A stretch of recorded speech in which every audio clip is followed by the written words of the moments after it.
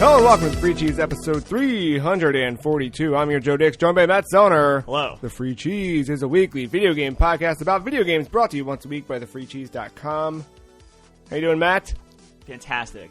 Remember that story I told last week? Oh, the old moving? Curb. Yeah, the curb story. I talked to my brother this morning, and he had not heard the story. Oh, okay. I said to him, alright, so 2 weeks ago, and I was on the phone with him and my mom. My mom goes, that was last week. And I was like, oh, shit. Yeah. So that's where I'm at. Things have changed rapidly. Remember when we saw each other at the grocery store 6 months ago? Yeah. That was 2 days ago, yeah, Matt. Exactly. How's the week? Yeah, ups and downs, at least for me personally. But, just do my thing. I found out about myself that I cannot play video games for 18 hours straight. I have a limit. Yeah, I get that. 6 hours, I think. Six is the... That's like a good number where I'm like... Time to do something else? Yeah. What is the something else? Switching. I don't know, like watching TV, just like getting up, maybe just walking down to the living room, a little bite to eat. I found... watch TV, I don't know, something. I've been finding myself watching the goddamn press conferences just to break up my day.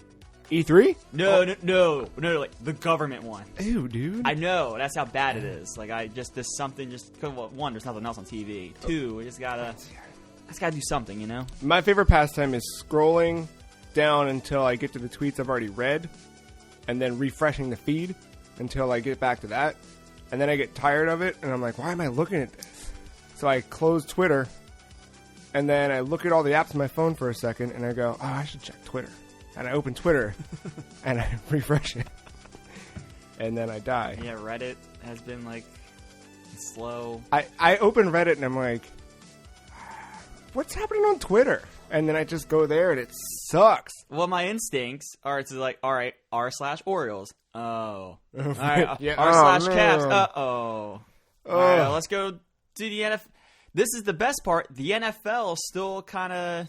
doing her thing. Yeah. So that was a fun free agency to follow. Well, it's still going on, but... Still happening? Yeah, and the draft is still going to go, but not as planned, obviously. Yeah. It was supposed to be in Las Vegas. I think they're going to hold it, but they're going to look at, like, video chatting ways, so it's going to be a little wild.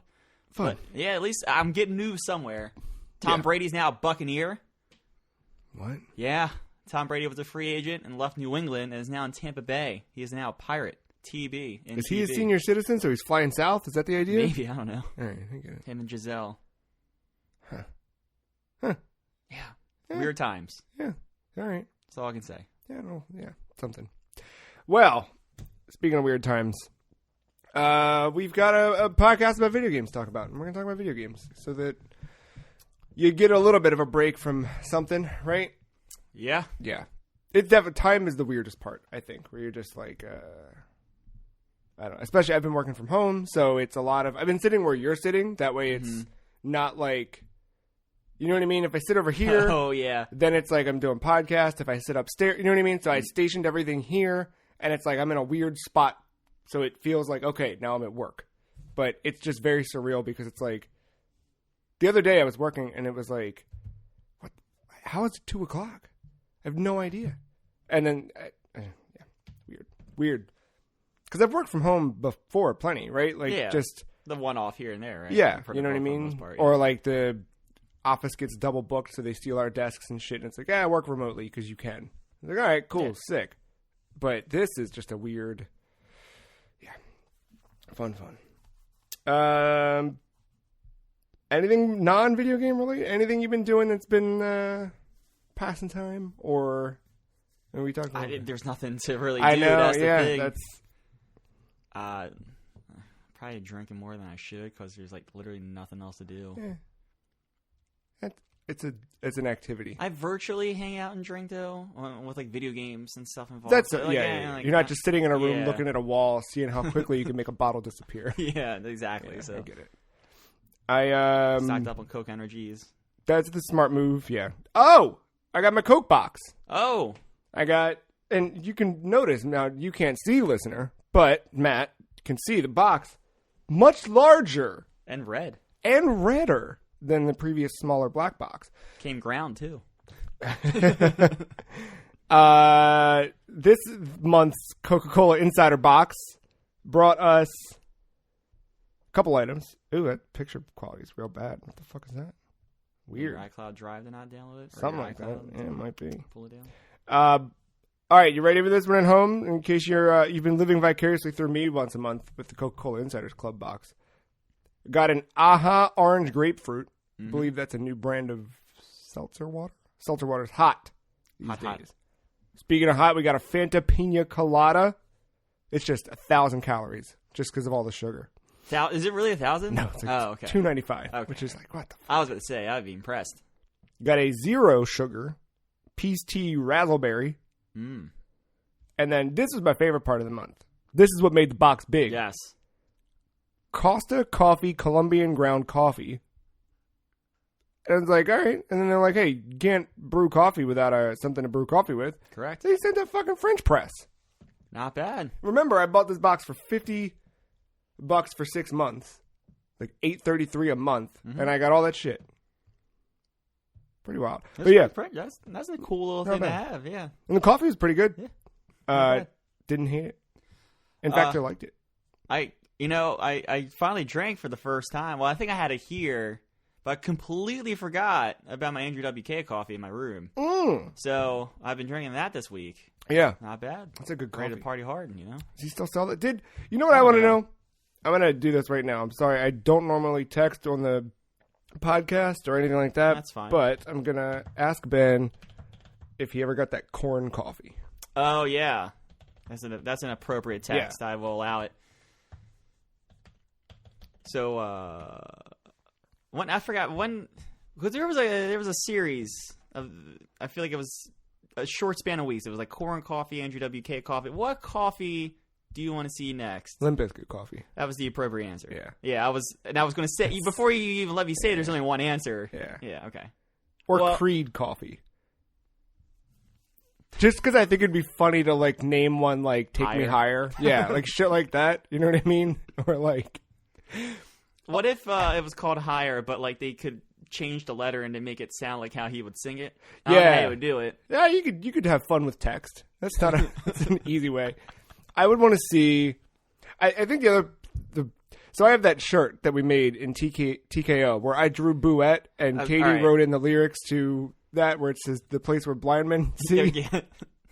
So I kind of want a coffee package that just has Bouette drinking coffee, and it just says to the place where is that what it, to the place where blind men see? Is that what it is?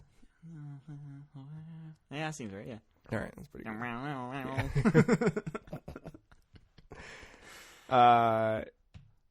I'd be okay with that. So we'll update with whether or not Ben got his corn coffee. Matt, let's just talk about video games. This is a weirder intro to the show, but it's been a weird couple of weeks. Love that. It's just hangout time. It's the first time I'm not wearing sweatpants outside of like the one time I ran to the store. Yeah, I was gonna wear sweatpants, specifically the ones you probably saw me in the other day, and then I was like, you know what? Let's get dressed up. I'm going to throw some jeans on. I'm going to put on my hair. I'm going to put on my new Vans that I got a couple weeks ago. Yeah, kick them. I was about to pop in some contacts, honestly, just because. I've been doing contacts, but I keep forgetting to put them in until like 2:30, 3 o'clock in the afternoon, which is... it's usually by the time the glasses arms start hurting my head, and I'm like, I should pop my contacts in. But, all right. We've delayed long enough, Matt. Some big video games came out this week. I say we talk about the video game everybody's been wanting to talk about, Ring Fit Adventure. I hit a milestone in Ring Fit Adventure. Okay. I hit a level 100 not too long ago. Congratulations. Thank you. But I made it to a new world called Quiztonia. Oh. So as I've been playing the game, at the end of every session... it'll quiz you, or not quiz you. It'll say like, it'll give you like little facts as you're stretching about like vitamins and proteins and different muscles and what's important to work out, what's important to give a break to, all those types of things.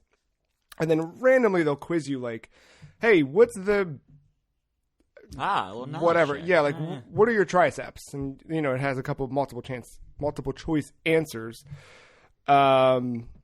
And now I'm at a world where it starts off, it's Quiztonia. So all of these things I've been learning over the last, 30 plus hours, 35 hours, they're now asking me each step of the way. So it's basically like there's a branching path to get through this town, and there's a question, and if you go up, that's one answer. If you go down, that's the other answer. You know what I mean? I got the first one wrong, and when you get it wrong, you still have to fight through that stage, and then it's like, ooh, it was actually the other answer. So that you basically are doing double the workout for not getting the things right. So if you're smart and you remember the things, you can cut this time in half. I only bring up Ring Fit Adventure just because I've been doing it every day for 2 weeks now. Because I fell off like around Thanksgiving, Christmas, because before that I was every day. Like, didn't matter. Like, I might skip a day, but I was always making sure or whatever. And then I just became way more inconsistent with it, where it'd be like a couple times a week, but it wasn't always at the same time. It wasn't always whatever. I mean, it's the holidays too, so yeah. I kind of just like, and I just kept feeling like I got to get back on this. I got to get back. So I just started doing it. I'd come home from work and just knock it out. And now, not having to go to the office, I just wake up in the morning. I do it before I even start the day. Not bad. And it helped. My brother and I were doing an Apple Watch competition. Oh, nice. So I was seeing that every day. It was like, all right, we're going to push each other a little bit. Good stuff. Yeah, pretty good. That, of course, is not the game that we're talking about. But I did want to update everyone on Ring Fit Adventure. And I wanted to update, got a text back from Ben. Yeah, dog. It was all I drank for like 2 weeks. I'm going to write back. Dang. He's reading that now, but he's going to hear this later. And go, dang. It's like podception. And go, dang. Speaking of Ben. Mark's going to get mad at me when he hears that. I see it. Triggered. Speaking of dang and speaking of Ben, let's talk Doom Eternal. Because I keep feeling like a 17-year-old Ben Barris in my bedroom. There's a video somewhere. I don't know where it is. It's on an old cell phone that's lost to time. Of Ben just in a long-sleeve Danzig shirt or what I remember to be a Danzig shirt. It had a big skull on it. He had his long hair. He had a beanie on. And I had a piano on the floor, like a little keyboard. And he's just slamming on these, like, discords. Just, like, real, like, all right, not to get too nerdy musical shit and tap into my music major side of things. But there's something called the Devil's Interval. It's a diminished sixth. So it's kind of like you have like a perfect resonance between the root note and the fifth. So C and G is a perfect whatever. But when you go up a half step from that G, it's this real discordant tritone. It's real fucking evil sounding, right? And that's why they called it the Devil's Interval back in the old... Because all music law, as it is, was written by the church. Because they were the only ones writing music back then. And this one sounded evil. So I have a video, or I don't have it, but somewhere there's a video of Ben just kind of slamming on this chord and just going, dude, pure. It's fucking pure. And that is that is what's in my head every step I take through Doom Eternal. Is just pure. And the sound of a goddamn, the Devil's Interval. That's one way of describing it. Yeah. Doom Eternal. Tell me, how do you feel about Doom Eternal? I don't know if I've ever played a game this violent. Yeah. And something that makes me sweat and think and do all those things, but yet I'm sitting there looking at my monitor smiling. It's just I'm just so like much grinning, fun. fucking ear to ear playing this. And like, we'll get into the specifics at some point here, but when you are like low ammo and you just run that chainsaw through that one that you need and you see all the ammo fly out, it's like, it's just pure. It's fucking pure. Nail that chord. Yes. I think the thing is, like, leading up to this game's first launch in November, before it got delayed, I was kind of like, man, what the fuck are they going to do? Like, 2016 was obviously, I mean, we gave it Game of the Year that year, and it was just so, I think, refreshing, incredibly refreshing, and like, but the same. It kept the, yeah, it was weird. It kept Doom, but it also evolved Doom to the next step and got it to where it should have been, right? And it was like, well, you can't just do that again, because if it's just that again, it's fine. Yeah. It'd be good, right? I'd play another 12 levels like that, but it's not going to be whatever. And I've been kind of paying attention to the interviews and stuff with Hugo Martin and Marty Stratton leading up to this, but even seeing it now, or rather now playing it and feeling it, it's very much like, okay, so the platforming is the new thing, and the what's the other new? Sorry, I had my notes. The lore. That's okay. That's the thing that separates this from the last game. Because the last game, the lore was there, but you had to like seek it out. You had to like stop and read codex entries, things like that. This, it's like, okay, you're going to be moving through these levels, through these little puzzle places that we put together. There's actual, like, I love the, like, fire rod, like, straight out of Mario, just, like, spinning in a circle. And then the lore, like, you can't help but be like, it's right there. You don't have to seek it. It's there. Like, there are those codex entries you can read through and you can learn the nitty-gritty. But there's just cutscenes. There's moments. There's little pieces throughout the world. Just even the way the, like, statues are in the background and things like that. And like there was one level, because I'm still relatively early, but there was one where you, in order to open the door, you have to get the first energy cell and put it into the giant but the fucking Iron Man hand. Yeah. But when you're standing there, you're like, it's the first time you kind of see a piece like that, a set piece like that in the world, and you're like, it's what like happened? A giant version of the Doomslayer's armor. Like what is really going on? Like, they're all building to something, and I can't wait to see what that something is. Yeah, did you find the other, like, human, the other dude in hell? Yeah. And, like, you saw, like, he had his thing right there. It's like, it's just raising all his questions, and you read the lore behind him. Like, oh, that's a little fucked. Did you read that little piece of lore? No, I didn't. He pretty much... he was sent down to hell with an army, and they were fighting, but he was tricked by demons to resurrect his son, but he betrayed his squad because of that. And so, like, he was sentenced. He was pretty much sentenced to either death or exile, and he chose to take his exile in hell. And that's why he's like so like down there in gnarly. Yeah. I wonder. There's like little pieces like that, and I actually like. I know you're talking about the lore, but like I actually don't care about the story. Like, I'm not finding it all that interesting. Like, I see the little things in the world. You're right. You're totally I see the right. things in the world. I'm like, that looks cool. I can't wait to see what they do with that. Yeah. But then, like, the high priest talks. I'm like, shut the fuck. I just want to shoot shit. Yeah. And I just want to keep going. I do like the Kodak entries, though.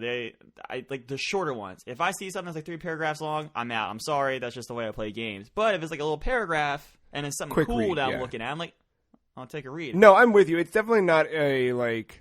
Or an interesting piece, like, oh my god, that's like the first dude I think I've ever run into in a Doom game. I got a little piece of Kodak entry. I'm going to read what the hell is going on with this. Yeah, because that guy intrigued me. Even the way he was kind of dressed intrigued me a little bit.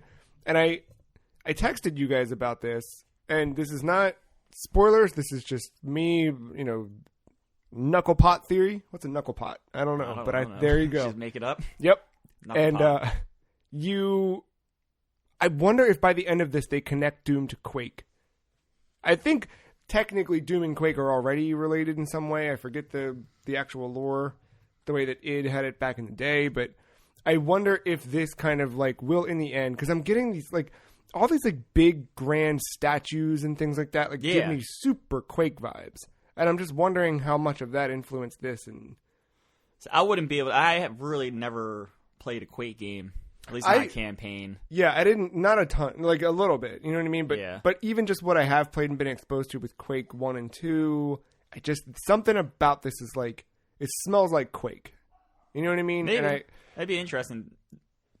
I don't know. It'd be interesting to see them do that. But yeah, the story is like, The lore, it's there. It's cool. I want to see how it all comes together, but whenever that whoever the main baddie is, whenever she opens her mouth, I'm like, just please shut up so I can keep moving on and killing all the things you're sending at me. Yeah. Yeah. But that's the lowest thing I have on this game. The lore. Or the story. Yeah, and that's not even like a bad thing. It's just like it's there. It's there, yeah. The one thing I love, the UAC little like radio thing that you can hear on the base, and it's coming from that woman's like reports of the Doomslayer out there, and that's the shit. That's the shit I want them to lean into, like that little like it's not satire per se, but them just like kind of poking fun at themselves and being in world with it. Yeah. It's tough, man.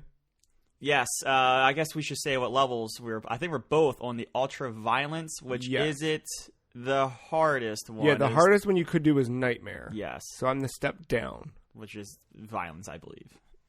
Ultra violence. Yeah. I forget what the other two are. Hurt Me Plenty and something. I forget. Whatever.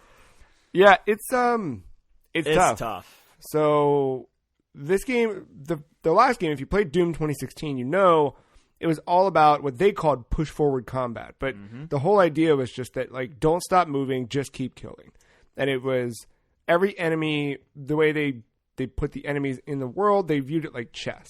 And this was in a really good, the No Clip documentary, which you can go watch from Doom 2016. Recommend you watch. Yeah, you really, if you love that Hugo game. Martin, the legend of Hugo Martin is boring pretty much. Yeah, where he started to rise up with the Jack Trentons of the world. Yeah. And so I think that kind of gave me the vocabulary to speak about, right? Like that you knew what you were playing, but they really defined it, because obviously they made the game. But the idea of, like, each monster or enemy type is a different chess piece. And when you think of it that way, it's like, okay, you're moving, this is how you interact with this one, this is how you combat this. In Doom Eternal, they've taken that and then said, well, what if you were playing on 4 chessboards at once? And what if we broke all the rules and put way too many pieces on the board and go? I mean, my first bullet point in my notes here, I said, I think it's taken over the puzzle fighter genre. Sorry, Capcom. I mean, really, because you are like, and every time I die, I would stop and think like, okay, hold on, what if I do this? And then now I've got the super shotgun, which is fucking cool with the chain gun. And I'm like, okay, so I can throw a freeze grenade, and then I can zip line over there, kill that guy. And you know what I mean? Because you're replaying those little moments so much that you kind of know exactly where every piece is, when every piece is going to come into play. And you're like, okay, well, here's what I do with this one. Here's what I do with this one. But then you have all the things like the gargoyles and the imps that are just a constant, like, just check. They're they're not threats, but they are threats if you don't take them serious enough. It definitely plays into the arenas there. I think I'm just slightly past you. I experienced the first boss fight. That was the moment where I thought about tapping out down to the lower difficulty. Yeah. And if every boss fight is going to be like that, this game is not going to let up on that pedal of difficulty at all. Yeah, which I tried playing a little bit of Doom 2016 this week just to, like, get my feet back in it. And then I found myself just playing OG Doom a lot more instead. But yeah, I don't know. No, when I die, it's like a quick little, like, fuck, and then but it's followed by, like, because I fucked up that shot. Like, I had a chance to knock off that dude's gun or his attachment with that little, like, what's the attachment with the machine gun? It's the scope one. I forgot the exact names for it, but that little, like, sniper shot thing. I missed my shot. Yep. And I didn't run. I tried to reload, and I wasn't moving. Like, it's like little things like that. Like you just said, you're kind of piecing it together what I fucked up. But man, I just love that feeling of, and it's like the exact opposite of the other shit I've been playing this week, where it's like, man, I'm at 3 health. Mm-hmm. I'm just gonna run at a dude and just and hope like, for the best. And when you get that glory kill and you're back up like 40 or 50 health, so and you good. get chainsaw and you get more ammo, and good. you follow it up with another glory kill and you're back up to 80, and like all these other little pawn pieces on the chessboard are gone, and now you're just worried about the queens. It's like, dude, it's really, really good. I love that. Yeah, there's a couple enemy types that I don't like I don't know what they are. The little tentacle girl thing. Not the tentacles. Oh, yeah, no, boy, they're like mermen. Yeah. Like the demon mermen. Yeah. They move too quickly, and they have like some. Yeah, I don't. Yeah, freeze. Don't like them. Yeah, freeze them. That's probably the way to do it. Yeah. Yeah, and that's another thing in this game, is like making you use all your attachments and all your weapons and all the mods on your weapons. Yep. Yeah, you can't just rely on the shotgun. No, you can't do the shotgun. You just can't rely on the plasma rifle. You can't just rely on the machine gun. You have to like use all these different things. And I thought for sure, like early on, I was just going through with my shotgun and maybe use the grenade launcher part of it. And I was like, oh, this is easy. But then I got to like that 3rd level, and I started using mouse button 4 a lot more for my weapon wheel, and like just mouse button 4, slide over, and it's real quick and easy. And yeah, the part I left off where I was just dying over and over and over was like I'm constantly jumping between the shotgun with the grenade launcher to take out the arachnid, or what's it called? The arachnitron, something like that. Yeah, take out the turret and then keep blasting it as much as I can. But then you get the shield guys, you can just switch to the plasma, like knowing exactly. Or you can go for a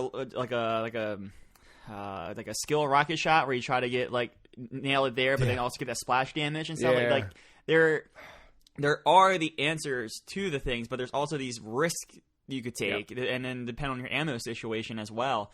Like that. I don't want to get into the boss fight because I know you haven't gotten there yet, but like there are times in that boss fight where I am running to the imp or to trying to seek something out for health I need or something, ammo. I need ammo to take down a specific shield. Yeah. Please, God, be an imp around. That was how it was with. So there's Slayer gates in these. Yes. First off, sound cool. Yes. And are cool, but they're cool. Purple little gothic structure with the dogs outside. Did you punch it? The gate? Yeah. No. I think there's a small little achievement if you punch the gate without the key. Oh. Like a let me in kind of thing. I don't know. Oh. Something popped up when I did it, and I was like, oh, that's kind of funny. I'll have to try that. Yeah, because I went to the second one you find. Yeah. And then I didn't have the key, and I didn't quite know where it was at. I think I did. And then I punched it, and I just had something pop up. I don't remember. I don't think it was like a Steam achievement. It was just something that popped up in the game. I think. Oh, yeah, because they have like daily objectives and... Yeah, a little battle pass thing. That I don't know. I haven't gotten into all that with the battle mode, so I don't want to speak to it if that is like tacked on, not tacked on, or whatever. But I think we'll talk about that more next week when I get my hands on it. Yeah, I do want to try that stuff out. Did you get to play as the Revenant yet? Yeah, I got to that part. Cool. Yeah. Right. Yeah, you do that to get to the super shotgun. Yes, that's right. So doing that, like, there was a part in 2016's multiplayer where if you got a certain streak or whatever, you could become a demon. So playing as the Revenant felt familiar in that regard, but it reminded me. I think they've given him more attacks and more ways to counter things. So I'm curious how that does shape into the multiplayer. I'm not like super excited to play it, but I'm willing to try it. I'm willing to try it just because they came out and said that like the multiplayer in the last one stunk, which was like I'm in that bucket of people. And I like that they kept it in house and they experimented with things and they're laying on this. So look, they were saying with the development cycle, like, we didn't know how to make this fun, and then we made it fun. We had people staying after. Yeah. If that same approach was made to the multiplayer, and at this point, the amount of fun I'm having with this game, I'm willing to give it a try. Absolutely. So I bought it on PS4, kind of out of curiosity, but mostly because Hideo Kojima. There was a game that came out in November called Death Stranding. Correct. And it was playing Death Stranding that reminded me, like, I haven't played my PlayStation in a long fucking time. And then I bought the new controller, and then I just kept, like, going back to PS4, back to PS4, back to PS4. And obviously I fell off Death Stranding, but I've just stuck with it. So I was kind of, like, leading up to this. It's like, I think I'm going to get it on play. Like, I could play it on, I get it on PC, you know what I mean? Like, and I feel like I should at some point. But I'm playing it on here. It was mostly out of curiosity, like, I'm on a literal day one PS4. Like, how does this run? Yeah. Fucking incredible. Like, I did not expect this to be... I expected, like, all right, well, load times are going to... Nope, load times are super quick. The install was, like, I think, like a third of the size of Doom 2016, because I had reinstalled Doom 2016 on PS4. Third of the size there. Yeah, I think it was, like, 33 or something like that on the PC, on Steam. It's, like, nothing. And it's still fast, like, still runs at 6. I mean, I'm seeing John Linneman post, like, 540 frames a second on Twitter. I'm sure you're getting super high, because you're got... Yeah, this is your... Yeah, this was... It's weird that, like, this wasn't just like a $60 purchase. This was something that this was my benchmark for what I wanted my PC at, and it finally has come. Yeah. So like I got the 1440p monitor, I got the new graphics card. Well, out of necessity, I had to get a new solid state, but like I don't even have it installed in a solid state. But I've dumped all this money into my PC, so this is more than just a $60 purchase. And man, like it feels fucking phenomenal running on my PC. I have everything. They named the fucking settings after the difficulties. So Ultra Nightmare are the max settings. That's pretty good. So I have it all maxed out. I'm running like 90 to 100 frames. Load times are quick, but like keep in mind, it's not even my solid state. It's on my other my HDD. So like performance wise, and it looks fucking phenomenal. Yeah. Is your map right? Like the actual like pause menu map? So it hangs. What do you mean it hangs? So on PS4, you click the touchpad to open the map. And when I do that, it's like takes it a second. I'm not asking about that. Can you actually like see your map? There are times where it's like it takes a second and then it pops in. But like when it pops in, is it like very bright or very dark? No, it's there. It's like okay. I think I've been reading that on HDR screens that are using HDR. It's like very like black and hard. Like you can see it, but it's hard to see, and I'm experiencing that. No, it's there, and then like I read that in the reset era thread. Colors in as you move through, so yeah, mine color, but like, it's hard. It's kind of hard to see. Oh no, mine's like a bright. I'll have to show you before. Yeah, no, I think I'm experiencing that bug then. Yeah, because I am going on that HDR setting. Yeah, no, it's bright ass green, bright ass, and even the map itself when you haven't been somewhere, like because you can get the map thing, it's like a standard ass gray, like it. Yeah. Yeah, I mean, so rolling through what I have here, like every system seems good, but not overcomplicate it. Yeah. Yeah, like I like going out and finding the collectibles. Yeah, like it almost encourages the collectible stuff. Yeah. The new traversal mechanics of the map make exploring a lot cooler. Yeah, and I feel like everywhere I've tried to go that I could get to, there's always something to find. Whether it's an extra life or something. One of those Predator suit icon things. Yeah. I can find a bunch of them. Because I the wrapped up... dumb little collectible toys.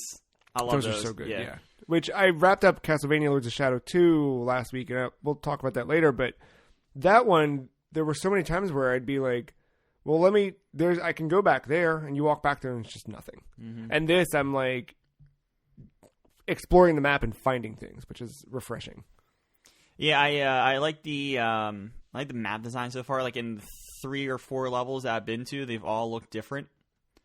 They all have their unique styles. I know you mentioned about the Gothic halls earlier, like the blood and guts, gore of hell and stuff like that. Yeah. It's a lot better than just seeing the same halls of the UAC and that kind of same texture of hell that we saw in 2016. They mixed it up there a lot. I like the little storytelling hints in the background you've been seeing with the big giant mega Doom guys. This goes back to the lore thing, but like I feel like we're missing pieces. I think the game's going to come back to it because I'm already kind of seeing some of that lore, and I think there's been a cutscene that even addresses like, oh, you've caused the invasion on Earth.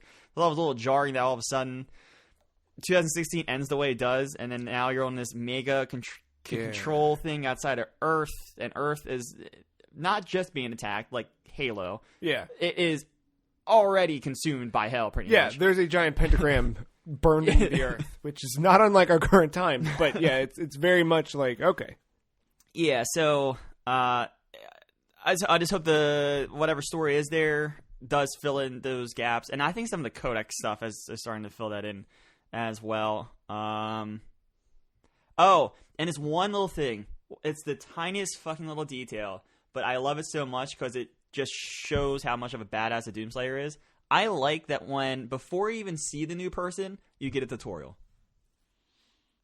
Right. I love that because you are the Doomslayer. The Doomslayer has killed all these demons before. Why should you, as the Doom guy that kills all these things for a living, have to figure out how to kill these things? No. You just walk into the room and you know what to do automatically. Yeah, it might be your first time seeing them moving around the world, but it's that...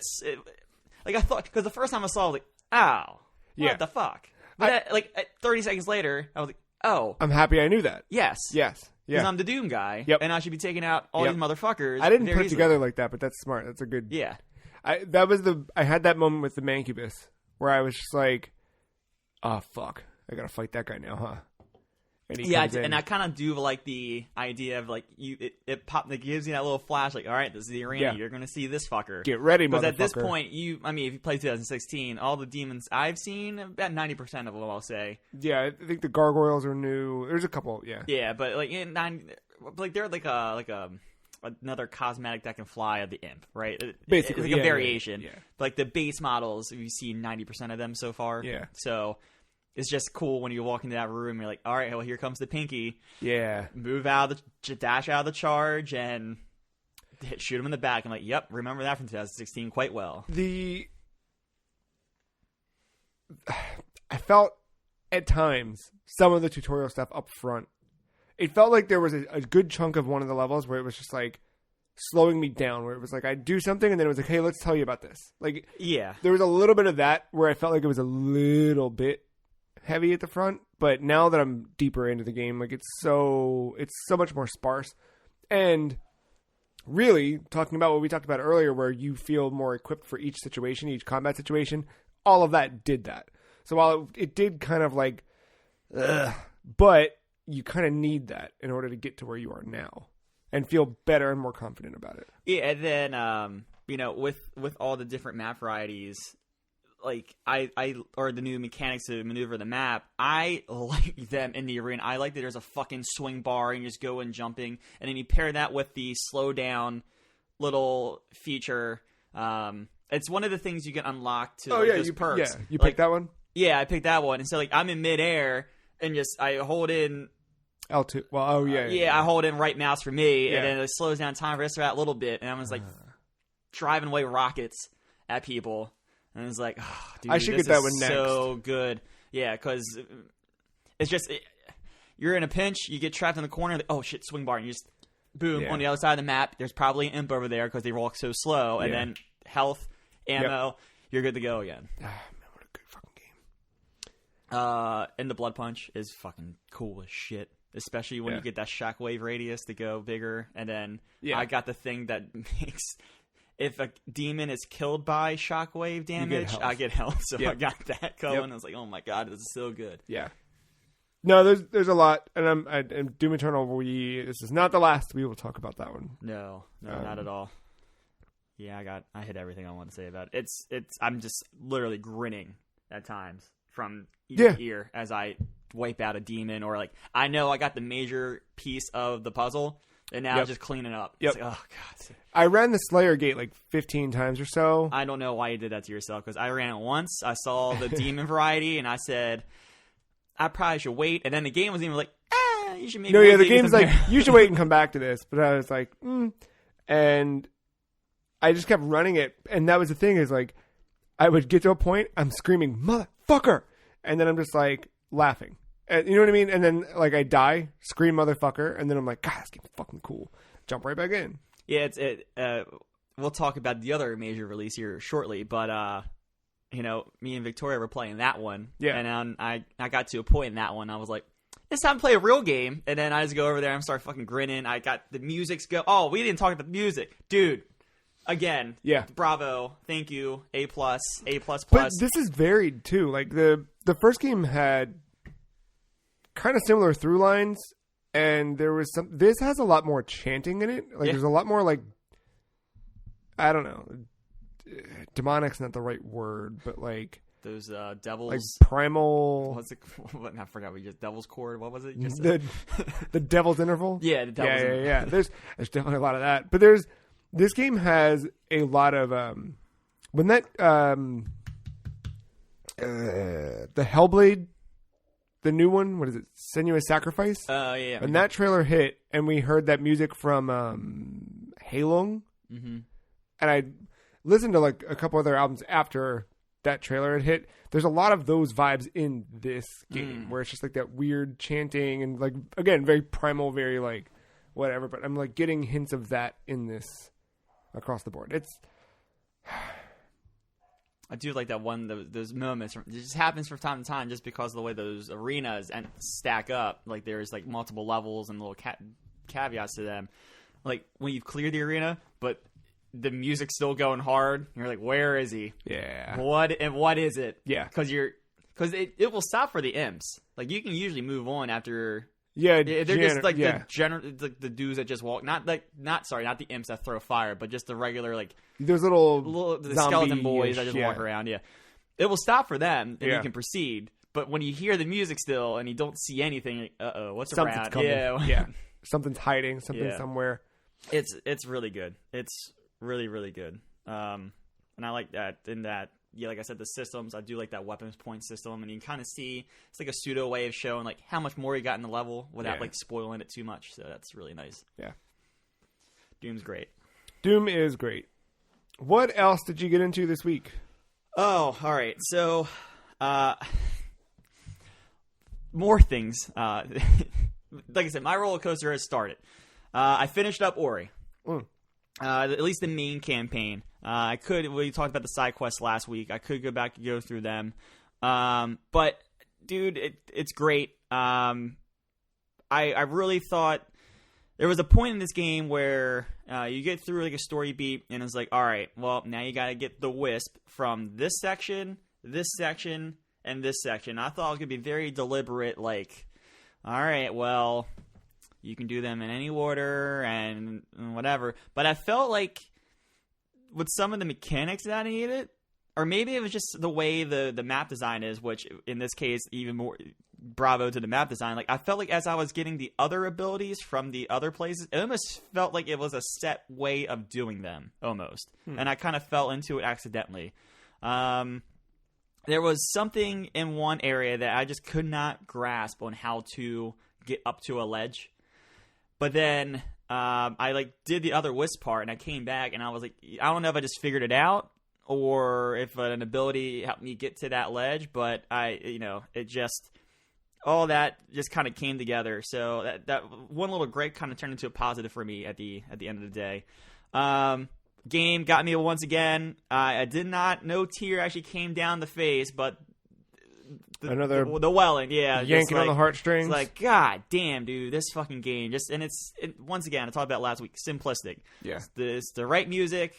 You got these cute little animals, but you build a way to care for them, or in this case, you understand why the antagonist is the antagonist. And you're like, oh shit, that's so fucking depressing. Like, no wonder he's flying around like an asshole right now. I would be too. Disney movie, like vibes to it, where it's just like. I think it's universal is what I get from Ori. Like you could drop this into any culture in any place of the earth and it would make sense. Yeah. And then like because of that, like you see that cutscene and then like the game gives you 2 seconds to recover and like, all right, you're on your way. You're like, give me like 30 seconds here. But yeah, I beat it. I like kind of how the story kind of told itself, at least main story wise. It kind of I don't know how they do the the end game stuff or like how you can fill out the map because after you complete the game it does kick you to the main menu, so I don't know if it's like your last save in the point of time or whatever. But yeah, I can't talk about how good the level design was for all these different areas, using all the abilities, like that last little bit of the game where it kind of everything that you learned kind of came together, and it had those like Celeste chase sequences, and you're like kind of panicking, but not really because you know what to do. You've been mastering all these skills throughout the entire game. It all came together very cool. I actually like the design of a lot of the boss fights too. For this, I will once again applaud the fact that they changed the combat system and it made it feel a lot better, and it made these boss fights feel a lot better as well. But yeah, no, super good. Like I can't recommend that series of games enough, really. How long was the... I think this one took me about like 10 hours or so. My gameplay won't... well, you can't see it on Microsoft. I'm thinking I'll have it on Steam, like Blind Forest. But whatever my game time is in the actual game, it's going to be inaccurate because there was a period of time where I left my computer. And I think I was gone for like an hour or so. So I can't really look at that and tell you. But I think it was like 9 or 10 hours it took me to beat that game. My percentage is at the perfect 69%. Don't go back. So I won't go back, obviously. But yeah, just because that percentage isn't 100 doesn't mean you're not close to beating it. You have an idea when you're going to beat that game due to the story. I want to touch base again on Warzone. Yeah. Discovered a little mechanic. It's a little pay to win, but it's not pay to win. It's just owning the game. So I talked briefly, I kind of glanced over that you can buy like these loadout crates. Okay. And they drop from the sky. Or I don't know if I mentioned about buying one. I kind of spawned in on one, and I got a loadout. Well, I noticed that my loadouts were always looking the same and kind of shitty. That is because the game, if you call in that loadout, or you go to a loadout thing, it will pull from your multiplayer loadouts. Right. Yeah, I did not know that. Oh, yeah. I thought these were just random. No, I had heard that it's like whatever you already have. I think I was the only person that was playing this game that did not realize that. I'm not even playing it and I knew that. Yeah, exactly. So, that is, of course you can't get the loadouts without owning the game. Right. Or you'll get random ones. So I figured out that mechanic, finally. But yeah, no, what you do, because there's 10 custom loadout spots. I mean, I play multiplayer, but not enough. I only need like 3 of them. So, custom loadout spot number 10. It's my Warzone layout, and we're good to go. It's so good. And I kind of figured out not necessarily the meta, but like what you want to do to get deep in games. You kind of want to get in, collect money, get enough gear, so that way if you do encounter a fight, you can defend yourself to survive, do whatever. But then once you get enough money between you and your squad, share it, compile it, and then buy that loadout crate, and then just load out, and then happy hunting. It seems to be like the way to go. That's it, yeah. I wonder how that'll change over time. You know what I mean? Because those games always kind of have an ongoing and evolution. I was wrong last week. This is still considered a beta. It doesn't really say that anywhere in the main menu, but it is a beta. Yeah. So I think some radical changes could still come. Yeah. I think that loadout thing is going to change some. Yeah. It just seems very broken. But whatever. I'm having fun with it, so. You sent me a couple clips of just goofy moments that happened, and it definitely still has that, like, holy shit, look what happened. Yeah, like that second one, right? The one where I'm parachuting in. And yeah. Like, that doesn't happen in any other game because you can't respawn like that in any other game. Yeah, the only time stuff like that happens is, like, if someone drops quickly. Yeah. And you know what I mean? Yeah. Somehow get the jump on them. Yeah. So, like, what I'm describing, like, Nick clipped a moment of me dropping in on a respawn, and I landed on a rooftop, and this guy had no idea what was behind him, so I just got this easy ass execute. Yeah. But it's just me just yelling the entire time. He doesn't even know. Yeah. So yeah, I kill him, get all his gear, and I'm like on my way trying to figure out a way to get Bob and Nick back in the game. It's just it's real good. So good, in fact, that I played a lot of it during March 20th. Yeah, you said you played a little bit more of that than Doom or Animal Crossing. Yeah, I think me and Nick played for like 3 or 4 hours. So, I get that though, because it's more, you know what I mean? Like you're playing that with people and yeah. And then they did last week. I was just saying that it's just squads, kind of like Apex. There is now a solos mode, so you can roll in solo if you want to. Same rules though, gulag, everything. Yeah. So cool. Still chugging along there. I mentioned last week, I think we talked about it in news briefly, that the Smash Brothers Spirits were doing a limited event where you could get the Ring Fit. I jumped in, played some Smash this week. How was that? Fun. Really fun. Good. I was playing Cloud a bunch. Like, in the wake of us talking about that 7 demo and that feeling of Cloud, I've been playing a lot of Cloud in Smash. But I did it really to get the Ring Fit Spirits and just see what they are. And the thing with Spirits is, like, most times now when I play Smash, in lieu of like us all hanging out and playing, which is not happening anytime soon, locally at least, I will go online every now and then, but online connection sucks sometimes. It just doesn't feel great. Mm-hmm. So often what I do is just jump in and I will go to the spirit board and just run a bunch of spirits. And they're cool, but some of them, after doing a bunch, they're like how unique they are doesn't really stand out. The Ring Fit ones, though, really fucking cool. The one that really stands out to me is when you actually go up against the Ring Fit adventurer person. It's a Wii Fit trainer, obviously. Mm-hmm. But there's an invisible Bayonetta that only uses her side B attacks that are like the ones that like open the portal with a giant leg. Because if you think about Ring Fit, when you do your attacks, you're squeezing the ring, and it's like doing a portal, right? Yeah. Yeah. All right. And it's really clever how they did that and they don't even show Bayonetta's like health icon. Like it's just the Wii Fit trainer, but whenever they like do a pose, then Bayonetta's leg will come flying. That's really fucking cool. But yeah, I jumped in and just did a bunch of spirit stuff, and I know. Fun. Yeah, it is fun, and I know I shit on the World of Light because of just how it was too long. It was long. way too fucking. It should not have been 30 hours. But no, those fights were great. Like I always think of the Mario Tennis one, where like you're in that arena, but like it's Peach using rackets. Like that's the only thing. Yeah, and all then those it's like little the modifiers. palm thing in it. Like all that stuff was really cool, and how they always would do like the backgrounds and the music that match it all, or make you do that aha moment, like, oh, I get it. I see what they're doing. Yeah. So, I played a bunch on my Vita. It has life. It does have. So I reorganized. I was going through the download list and just like re-downloading. Question about that. Does that still crash? Oh, it sucks. God, so it doesn't crash, but it just sucks. The whole Vita store is just fucked up. Like half the icons are missing for games, which they always were, like since day one. Yeah, it's not a good experience. But I have no idea like what I even own or like what. You say that and it's like a Jack Tretton's face, just fucking smiling upon it. Well, yeah, I can't work from home unless I have a picture of Jack here. Yeah, I was just downloading random like, oh, what is this game? Play it for 10 minutes, get a trophy, and like, all right, I'll move on. But then I was like, kind of fallen back in love with PlayStation 1 classics. So I just downloaded every PS1 classic I've ever bought that you can natively download to the Vita.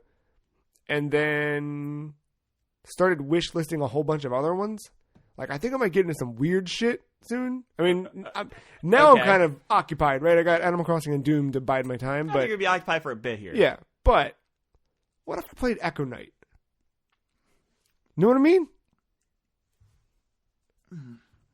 I don't know what to tell you. I don't even know what Echo Knight is. I know From Software made it. I don't know anything else about it, but it's shit like that where I'm like, I don't know why, dude. Because Vita is life. Why did you figure this out now instead of like, back in January where it was shit to play? Because this week felt like it has been since January. Literally type in Echo Knight and I can't even find shit about it. Oh, I got you. Is it 5e? You're using the wrong search engine there. If you use Bing, you get right to it. Did you find it? You mean to airdrop to you? I got it. All right. No, this was midweek where I'm just kind of like, okay, I can't play any more Doom because I just want Doom Eternal at this point.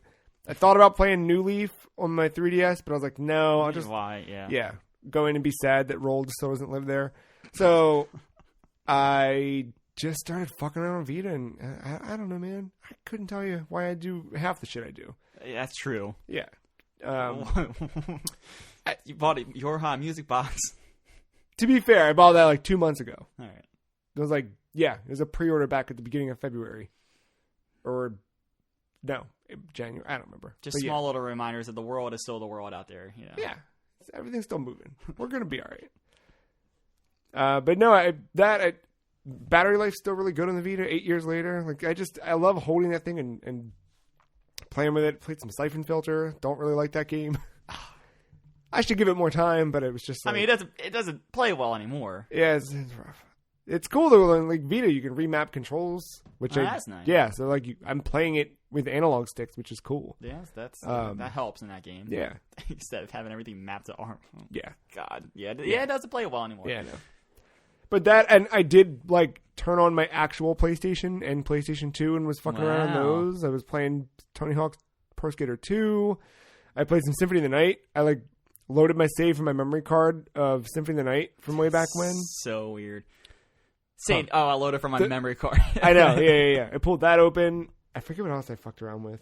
I don't. It was one of those.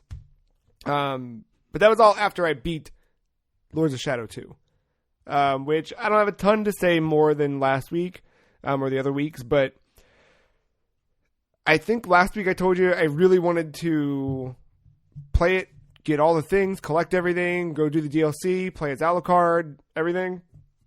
As soon as I beat it, done. I was like, all right, I'm out. I don't need to play anything. I'm not going to buy anything. Right. And not because of it. It's just kind of like once I felt that sense of completion, I was like, yeah, I got what I needed from this.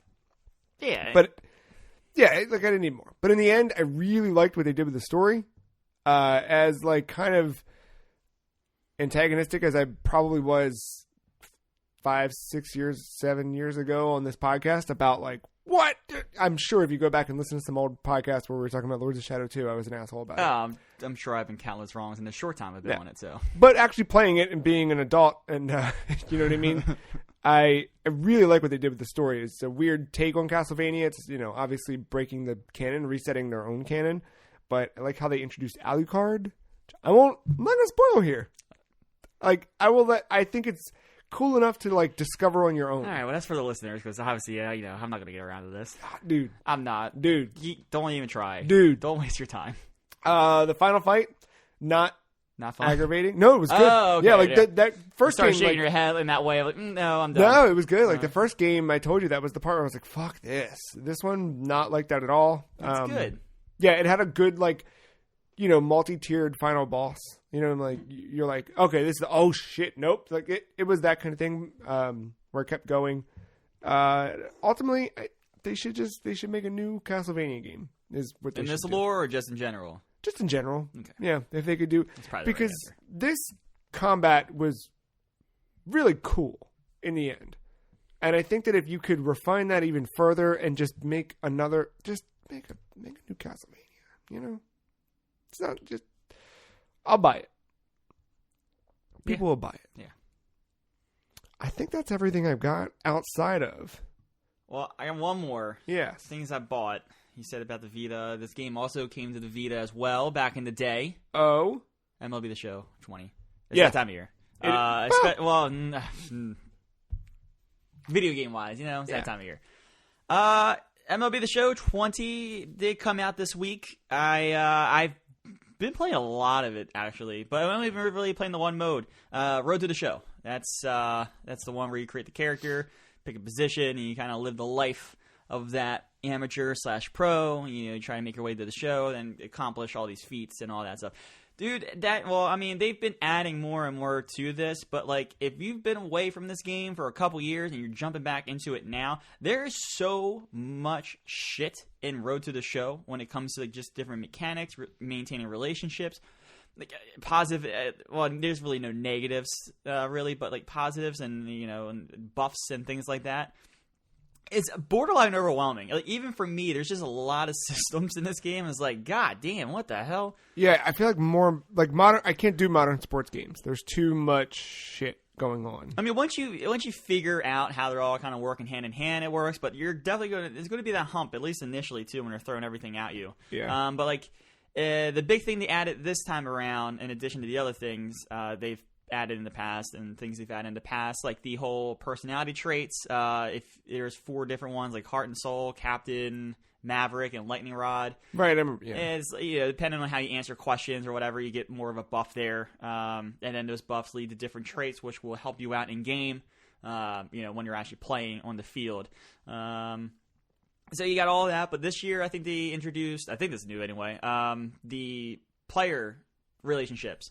So now you could, like, work out to buff your stats, or you could just, there's the ways to earn stats. Like, you can do training exercises, like when the series shifts to a new series or on an off day or something like that, or you can get them just from doing good work inside the game. So if I'm hitting the ball well, my contact's going to go up. If I'm not hitting all that well, contact, you know, it's going to go down. So it's based on how you play, but you can also kind of, you know, get a couple points up by doing these little training things. Some of them are automatic. Some of them have those dumb little mini games where, you know, you have to mash R1 and L1 as fast as you can. Whatever. They're not that bad. It's just mildly annoying. I was like, why am I doing this in year 2020? You know? Yeah. So that's fine, but instead of doing the training, you could work on your relationship with your players. And it's one of those things where you go talk to them, and there's not really much, like, as far as, like, the dialogue and impact to them, just besides just focusing on raising your relationship level with them. And then the idea is, as you get more friendly or bros, there's 2 different levels, unfamiliar, friendly, or bro. you will get, that's, I swear to God, bro. You increase your stats on the field. So if you have good chemistry with the rest of your team, you will get a buff on the field. And you'll see that too, where so you got man on first and second, you come up the bat, but it's your bros, so you get a buff at the plate for contact and and power and stuff like that. Buff bros. Yeah, got it. Buff bros. Okay, yeah, sure. So all that's kind of feeding into it. I do like the fact that if I drive home someone, I got a base hit, got him to home plate, we scored a run. If you look at it, a little icon comes above their head that our relationship increased. Oh, so it's okay. a little chemistry building like that as well, not just with these little dialogue options. I was just playing something that did this exact. Oh, was it another sports game?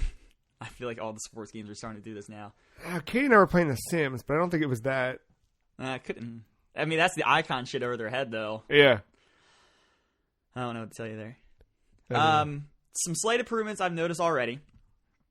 The PCI, which they call the plate coverage indicator in these games, that is the thing where you move it around, and when the ball comes, you try to match it, and you time your swing with it. There's other ways of doing hitting in this game, but that's my preferred method. They made some tweaks to it, and I like them a lot. Now there's 3 little dots in the center. There's one right smack dab in the center, one right above it, and one right below it. The goal is, before, it did measure how centered it was, but there never was a center. Now they introduce this perfect mechanic to your swings. So if you get a dot, if you line up exactly and you get a perfect timing swing, you get this perfect hit, and it make this great crack sound effect too. It feels real good. I think even the controller gives that little slight vibrate too. Yeah. So all the stuff around is real good, but what it does, that middle one is going to be a perfect line drive. The top one is a perfect fly ball, and the bottom one's a perfect grounder. And about 80% of the time, it'll be a base hit. Yeah, it could happen that you're unlucky and it goes right to someone, or something. Foul.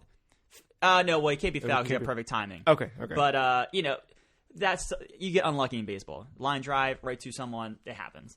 But as depending on your batting stance, because it has a big part of it, and your stats, that fly ball one, if you're low power, is going to be very tiny, but that grounder is going to be pretty big. So depending on how you build your hitter and your stance and your tendencies at the plate, those dots are going to change. So now that my guy's kind of gotten more power, that fly ball dot and that line drive dot have kind of gotten a little bit bigger. Okay. Not I'm talking but pixels. Yeah, but yeah. You can see the difference. That's cool. So there's little things like that the game is doing. And just one other little thing with the gameplay improvements. There was some weird stuff with turning double plays and pitching covering first base on those moments that happened in the previous games. It didn't happen all the time, but the occasional one, the pitcher wouldn't come over, or there was a bat in it. You could tell there wasn't a good bridge animation, and they didn't know what to do. So, for instance, if it was a double play scenario, so I hit a ground ball, there's a dude on first, you can get the force out at second, then at first, double play, right? You see it all the time in double baseball. Double play jackass. Yeah, double play jackass, yep. In previous games, when the first baseman would get the ball, he would throw the second, but the pitcher was always slow coming over, or the first baseman couldn't get back to the base in time. So, the second baseman will awkwardly stand there with the ball, not throwing it, because there was no animation to lead, the pitcher or the first baseman back to the bag. The actual player needed to be back on the base. And it was weird, it was jarring, it kind of took you out of the experience, and it would cost outs, especially in online play. They fixed all those animations. Cool. So everything, turning double plays, they happen. Pitcher covering, pitcher will cover. They fixed those bridging animations, or they added them, I should say, maybe. That's one of those things but that's because they're really good. San Diego studio putting these games together each year and everything, but it's one of those things. Like I said, not happen all the time. Yeah, but it definitely happened enough where it was jarring, and now they made sure to even point that out this year. Hey, we fixed those animations. Yeah, no, that's cool. But that goes to show you that annualized schedule. It's they have to prioritize, fix this or fix that, and you know what I mean. What goes into next year's product versus being able to patch it in or whatever. Yeah, and then the last thing, I did not, well, there's two reasons why. One, I never played a full year of Road to the Show last year with my guy, so he wasn't eligible to be brought over to the new game. But that's fine, though. I started fresh anyway, because of the other major thing they threw into this game, minor league rosters. Oh, yeah. The actual official ones. Yeah, you don't have to, like, scrape some dudes. No, and then, like, I don't have to wait for that, too, or if I start right away, I don't have, like, these random generated guys that are loosely based off, like, prospects. No, like, it's really cool to see, like, Orioles prospects in the system and where they're at. So when I do the Road to the Show, I just go to draft randomly. Whoever picks me, and I'll journey my way to wherever. So I don't know a lot of the, I know the Orioles system, not well, but enough. Well enough, yeah. I don't know, like, the Toronto Blue Jays system or whatever. But, like, there's the occasional, like, top 100 prospects that I remember from, like, that I know on other teams. And when I run into them, that's where Bobby Witt Jr. is. The number 2 overall pick from last year's draft after Adley Rutschman, who was in the Orioles catcher. I know. Yeah. Yeah. So, when I saw Bobby Witt Jr.'s name come up during the All-Star game, that's Bobby Witt Jr. I know that boy is. And then, like, when I play, like, the Orioles minor league teams, like, the dude pitching to me is like a B prospect in our actual pool. I'm like, I should probably be a little more careful because I know this name. He might have some stuff that fools me. Like, it's little things like that add a little bit of realism. Yeah. And then I can compare myself to different players, actual prospects in that position as I grow my character and see how fast I can get to the thing. And it was really weird, like that Adley Rutschman, the guy we took in real life last year first in the draft. They had him on the Major League lineup right away, and that's not something you would ever see in MLB The Show, like, not initially, because he was never a Major League. Like, it wouldn't happen, or it would take a lot of time for that to happen. There's legal and logistic things that need to happen first before they could even put him into a game. But he's in the game, and I think he has, like, his actual, like, photo and stuff. That's cool. I think he has his actual photo. I've seen it. I don't know if it's for Diamond Dynasty or not, but yeah. Not everyone's going to have their actual photo, of course, but I think the top prospects do. That's really neat. So, yeah, it's a little touch of realism.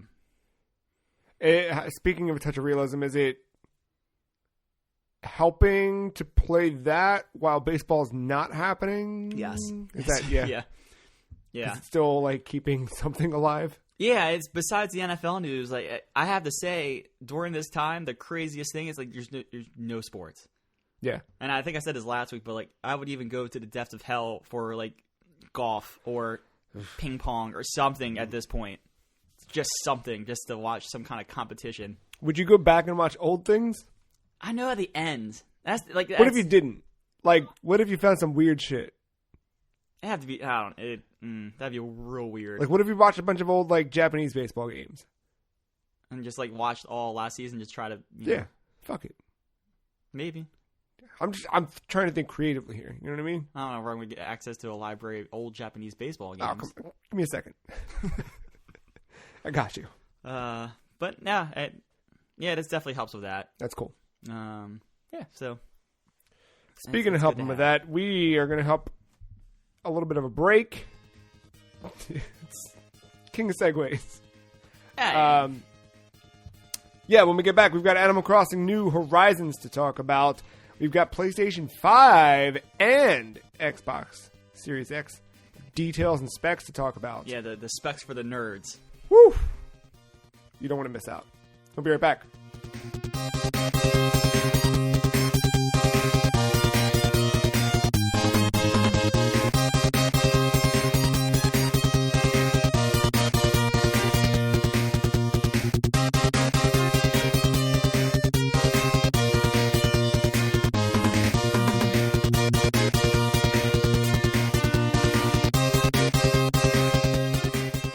Welcome back, and welcome to your new island life.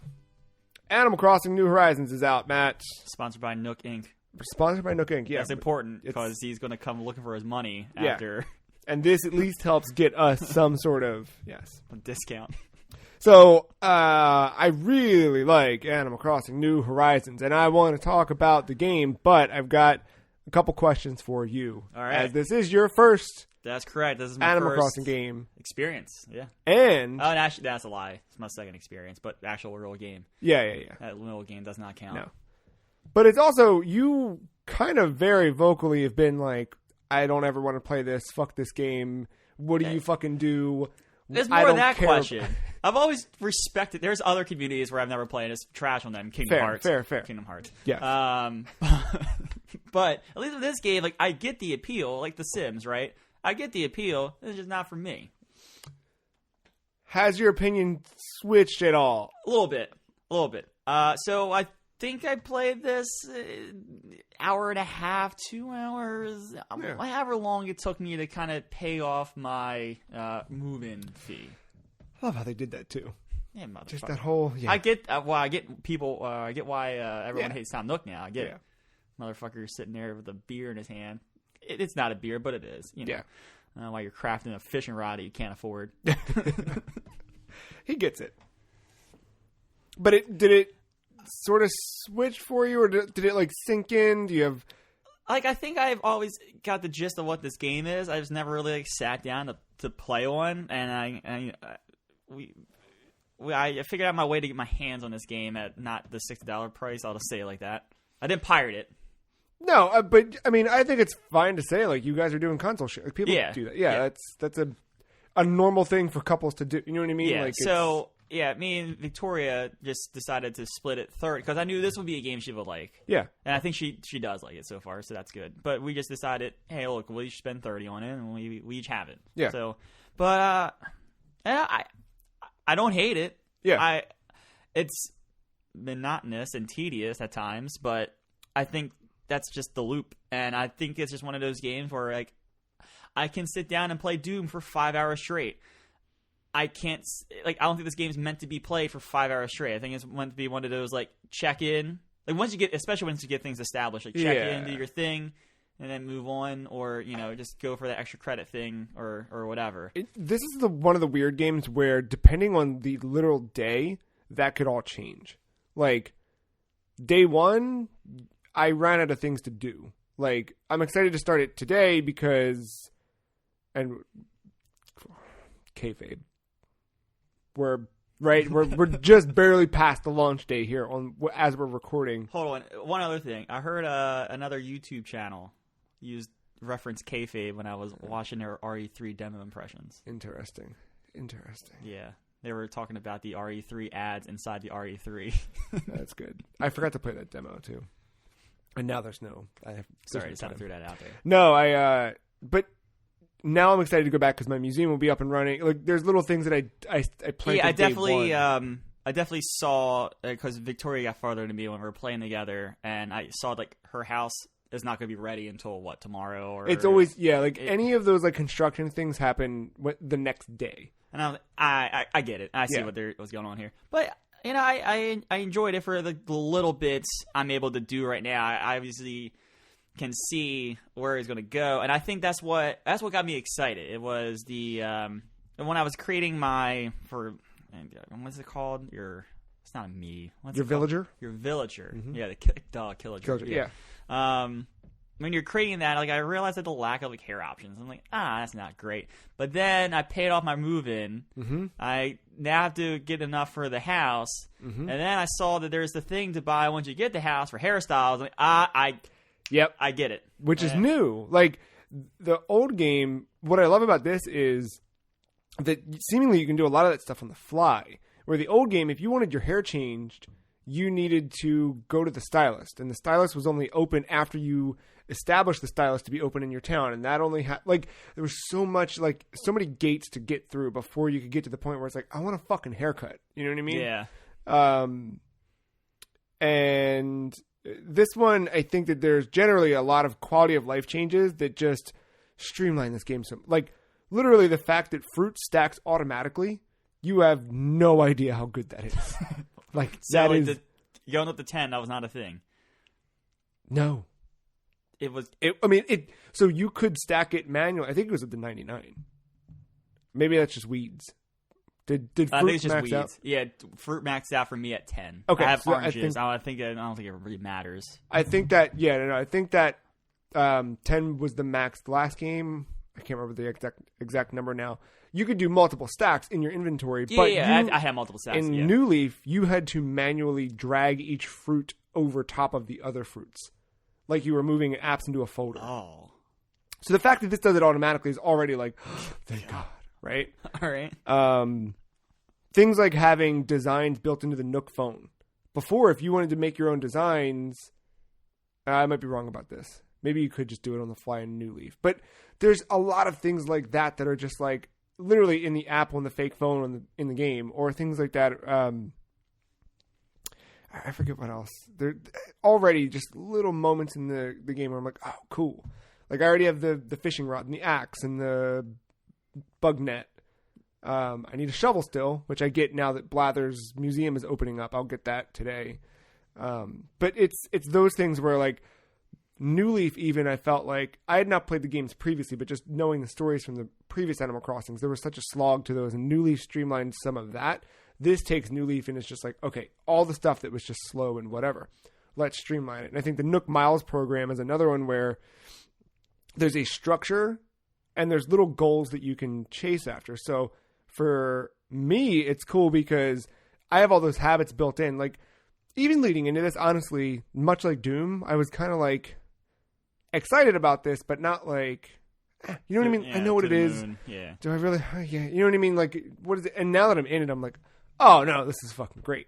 And all of those little muscle memory things picked up. Like as soon as I started my town, I run around, let's pick up all the weeds. And it's driving me crazy because my town has a river through it that I can't cross yet. Yep, I know. And there's all these weeds on the other side I can't do any fucking thing with. But I picked up everything on this side, so I got all that cleaned up. But like all those little habits.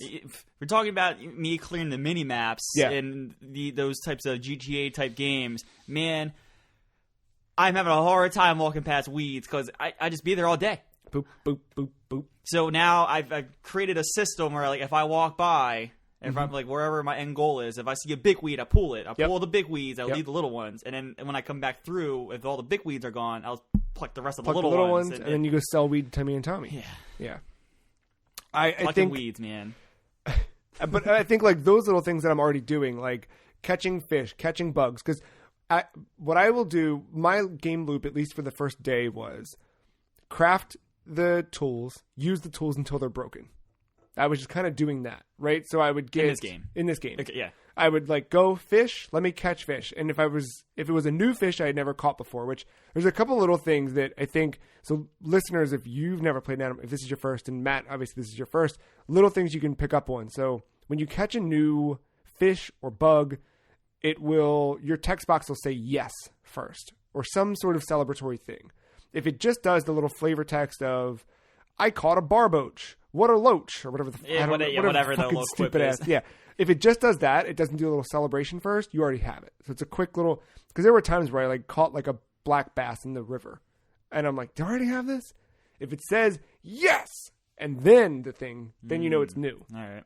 So then I could start my stack. I've got my stack of things ready to donate to Blathers as soon as the fucking asshole shows up to town.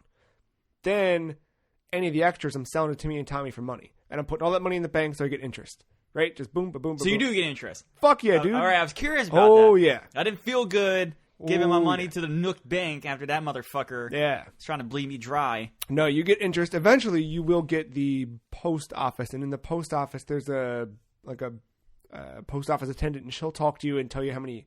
You'll get letters in the mail about how much interest you've earned. She'll tell you if you ask as well. God. Okay, all right, that's good to know. Yeah. So those things. Shaking trees. So every day, just go shake your trees. Because one furniture item is hiding in one of your trees every day on the island. Oh, all right. And you'll find bells as well that'll fall out. It's yeah. usually just like a single coin is like I 100 found bells. some of them, and I found branches. Because I was like, how the fuck do I get more branches? But then I figured it out. Also, branches are new in this. Oh. Wasps. Is there a way to avoid them? So, wasps, a good way to combat wasps. When you're shaking trees, always have your net in hand. Approach the tree from the front. I know. If you're from the side... like I'm about to go out hunting a deer. Hey, you kind of are. You kind of are. Approach it from the front and shake. If a wasp's nest falls out, your character will do the like... As soon as that exclamation point goes away, just start slamming on A, and you will catch the wasps. All right. But you got to do it from the front because you don't want to accidentally like hit the tree because it only takes a second and you're stung. Because he will face the way of the wasp when he does that, thing. Okay. Yep. Got it. All right. That's good shake from the front, hold your net. That's it. And of course, pick up the beehive and sell it as well. Yes, I knew that. Yeah. Fishing. Have you caught any trash yet? Yes. Yeah, it's pretty good. Yeah. I got a can, and I was able to put flowers in the can, and now it's right outside of my tent. Wasn't that cool? Yeah. That's the DIY stuff is new in this, and I really didn't think I was gonna like the crafting. Fucking love it. It's not bad. Like I'm not like, whoa, but I'm like, oh, cool. I can make that. You know what I mean? It's a little tedious when it's like, okay, my fishing rod broke. Now I need to go find 5 branches, and I got to go shake trees and. Or you can just buy with the bells. Yeah, I think I'm getting to that point where I kind of want to do that, but then I'm also like, I want to save my bells, put my bells away. Because those bells, when you start doing home expansions and shit like that, it comes up quick. Yeah, they like buying a house. I get it. Oh, yeah. There's the Tom Nook's rates, too. Not. Yeah, you're not. This is the free market. No. There's. Catching bugs seems a little bit easier or more forgiving. Like in the previous game, if you swung at a butterfly and missed, the butterfly would fly away and disappear. Now, I had a feeling because I noticed the fish. If you like run up too quick on them, it'll go away, or if you miss, it'll go away. I was curious about that with the bugs, but I noticed I missed a moth twice, but it was still hanging around. So yeah, butterflies seem to be forgiving in this game. The tarantulas, I don't know if you've seen one of those yet. Yeah, I got bit by one. Yeah, me too. I can't get them. Up. I need it, but I can't get them. Oh, yeah, and I got that. Yeah, the wasp I was asking because I got stung once. I got that fucking droopy eye. Yeah, it's bad. It looked real good. Did you buy medicine? Yep. Now I bought in bulk. Oh, smart. Timmy suggested. You know? Yeah. Timmy, right? Timmy's the one that sells. Timmy, and then Tommy's out there giving tips and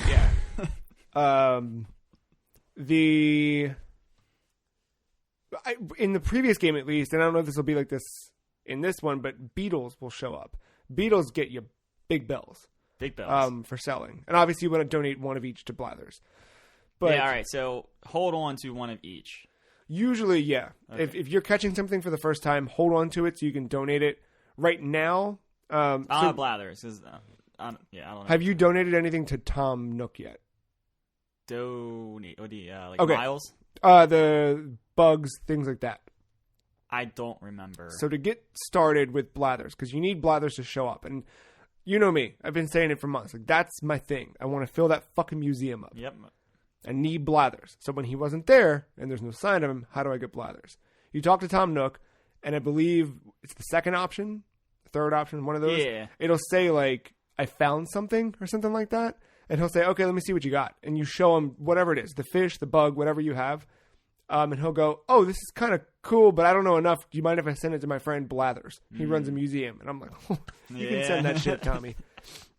You give Tom Nook 5 things, and he goes, "All right, it's a little much. Blathers wants to come here. He's curious. He's curious. You've been finding some rare specimen on this island. Can you find a good spot for him?" And he gives you a tent to go set up. So you set that up, and then by the time you go to the next day, Blathers will be there in his own tent. Okay. And then you donate.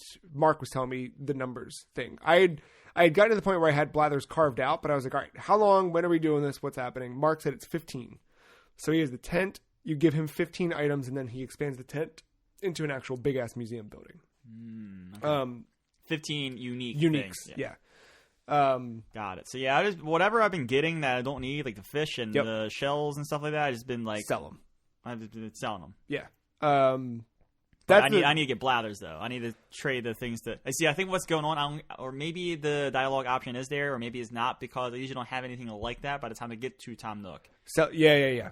I usually talk to Timmy first, sell my shit, and then go. That's what I was doing. Like I was kind of like saving one of each in my inventory, but I wasn't like thinking whatever. And then I just kind of looked at because I was like, all right, well, what am I doing? Like, what's the next thing? Like, what am I missing? Yeah, because I need like hardwood and soft rock, and I'm like, where the fuck am I getting this stuff at? At some point, you get an axe. You get the recipe to make an axe. Mm-hmm. I think I bought like a DIY recipe kit or something that added a couple more options for me with Nook Miles, and the axe was in there. So you make the axe with like a couple sticks and or branches and a stone, and then you can hit rocks, and the rocks will kick out different things. So you'll get clay, bells, other rocks, and whatever. And you can also use the axe on trees and get hardwood, softwood, and regular wood.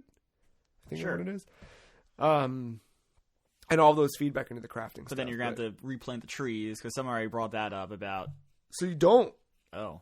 This game is weird. I was expecting that because I kept hitting it with the axe. I thought someone told me about replanting the trees. You do plant trees, but you don't do that until you get the shovel, from what I can tell. So when I was hitting the tree with the axe, it just kind of like spits out the wood. You pick up the wood, and then it stops spitting things out after a while. So that's I don't know if that's because your weapons or your tools are like the flimsy versions. I don't know if like once you get the upgraded versions, if that will actually chop down the tree. But it used to be like you would chop down the tree and you'd get wood in the old games. But in order to uproot it, you literally had to shovel it out of the ground. I haven't done that yet. Sense. So, yeah, it's just super, super streamlined. Is kind of my takeaway from it. That's good. And I'm because I feel like coming into that, this would have been like New Leaf. I've been why the fuck am I stacking manually and doing things like that? It would have been like the fact that this genre is not maybe for me, and then to couple in all that stuff. You had barriers like that. Yeah, no. But like I don't hate the game at all. Like I'm not. Yeah. Like I just like I think I'm just going to be slow and methodical with the way I approach it. No, but I once I kind of got off, I guess the tutorial thing, whatever you want to call that first little part where you're repaying the moving cost. Yeah. But once I all right, I know I need this many miles for the house or bells. I think it was bells at this point. Yeah. And then I went to the Nook Inc. thing. The terminal? Yeah, a little terminal on the right side. Yeah. And it I could see the things I could buy of the miles. Mm-hmm. And I saw the hairstyles and the things like that was the thing that was all right, I want to get to the next step. I want to build my house. Yeah. And then this is still that type of thing though. I guess we talk about the Nook Miles now. You said about you knew your routine right away. You knew right away you wanted your fishing rod, and you wanted to get a net, and you were pulling the weeds. You just knew what to do. Me, I didn't know what the fuck to do. So I'm running around, and then finally I realized, my phone's buzzing. I got this little notification in Nook Miles. Oh God, catch 10 fish. God, all right, I have a goal. These little short-term things I'm checking off, and then also with the Nook Miles, I am not the type of person that will go to the bulletin board and write bullshit on it. But now I know that's available because I got 500 or 300 miles out of it. Yep. I did not know there was a shirt designer in this game. But now I know because I got 500 miles out of it. And it's cool. Quickly made a very bad FCW shirt that I'm not wearing. But I will play around with that at a later time. Now that I know there's an image uploader. Yeah, there's that. There's also you can go through the Nook Miles. I spent, it's 800 miles or something. You get the Pro Design version, which by buying the Pro Designs, you get miles anyway. So you go from TKO levels to actual shirt designing. It's like you can change the color palette. You can do all sorts of stuff. Oh, shit. But that also let me design a hoodie instead of a sleeveless tank top or some shit. Oh, cool. So that's why I didn't even realize that, and I did that. But yeah, I think that's exactly it. For me, it's cool because it is pushing me. I was already regularly picking up seashells, fishing, catching bugs, picking up weeds, all those things. I kind of knew that was the thing, right? Yeah. I had a soft comparison to Harvest Moon in my head about picking up the stuff, watering the flower. Once I realized I could pick up the weeds, I started picking up the weeds without really knowing what to do with it. Yeah. I'm picking up the branches, shaking the trees, getting the oranges or whatever. Yeah. But then once those things told me what to do with it, and I was kind of figuring out on my own as well, it's nice just to have this little checklist and know what to do. And then I go look at that too and be like, all right, well, I can passively get the 100 weeds that I need as I go around catching the fish as I pull, as I look and see. No, but that was my exact thing too. Is even though I was doing it, there was some stuff where I was like, oh, I should go get more seashells, or oh, I should go right on the bulletin board. Those little things that I would have never known there was a thing called a passport unless the Miles didn't tell me. Oh, go edit your passport. Yeah. Which I think that was a super smart addition to this game that just keeps, because there are days where in New Leaf again, I loved it, but there'd be stretches where I wouldn't play for a month or 2 months, and then I'd go back to it because it is a game where you do want to return over time and just see how your town's progressing and things like that. But going back to it, I would be like, okay, now I'm good. But you would kind of run out of steam a little bit. I think having this constant. Did you get the Nook Miles Plus yet? No, because I don't have a house. Oh, is that what triggers it? I think that's because the hairstyles are under Miles Plus, and I went to click on it, and it said I needed to establish a house, which is fine. Okay. Which is fine. Yeah. I'll work towards that. I guess I now know my next goal, which is something that's what's going to keep me in this game, right? Having the next goal. Yeah, I think. I guess I ordered the house. I didn't have the house yet, but I had said, maybe hey, once you let's order do it. Yeah. And I think that gave it to me. The cool thing about the Nook Miles Plus is it's a separate goal tier. So right now you have the regular, like, trade in this many fish. You know, there's big stamps in the thing. The Nook Miles Plus, it's a set of 5 goals that sit at the top of your list. Oh, all right. And it's like literally like plant 3 flowers. When you do that, you cash it in for X amount of miles, and that one disappears and a new one fills in its spot. So you always have 5 rotating goals of just like day-to-day activities that you're going to be rewarded for. So that even helps because the bigger, longer miles goals, you will hit those eventually. In 5 years, if you're playing this game. As soon as I saw like it spiked from picking up 10 fruits, like 100 fruit, I was like, all right, I know what. It's 100, it's 1,000, it's 10, right? Like once you will get that, but you will complete that. And that'll be cool. You have this little stamped thing. But to have those daily goals where you're constantly being rewarded, that's cool too.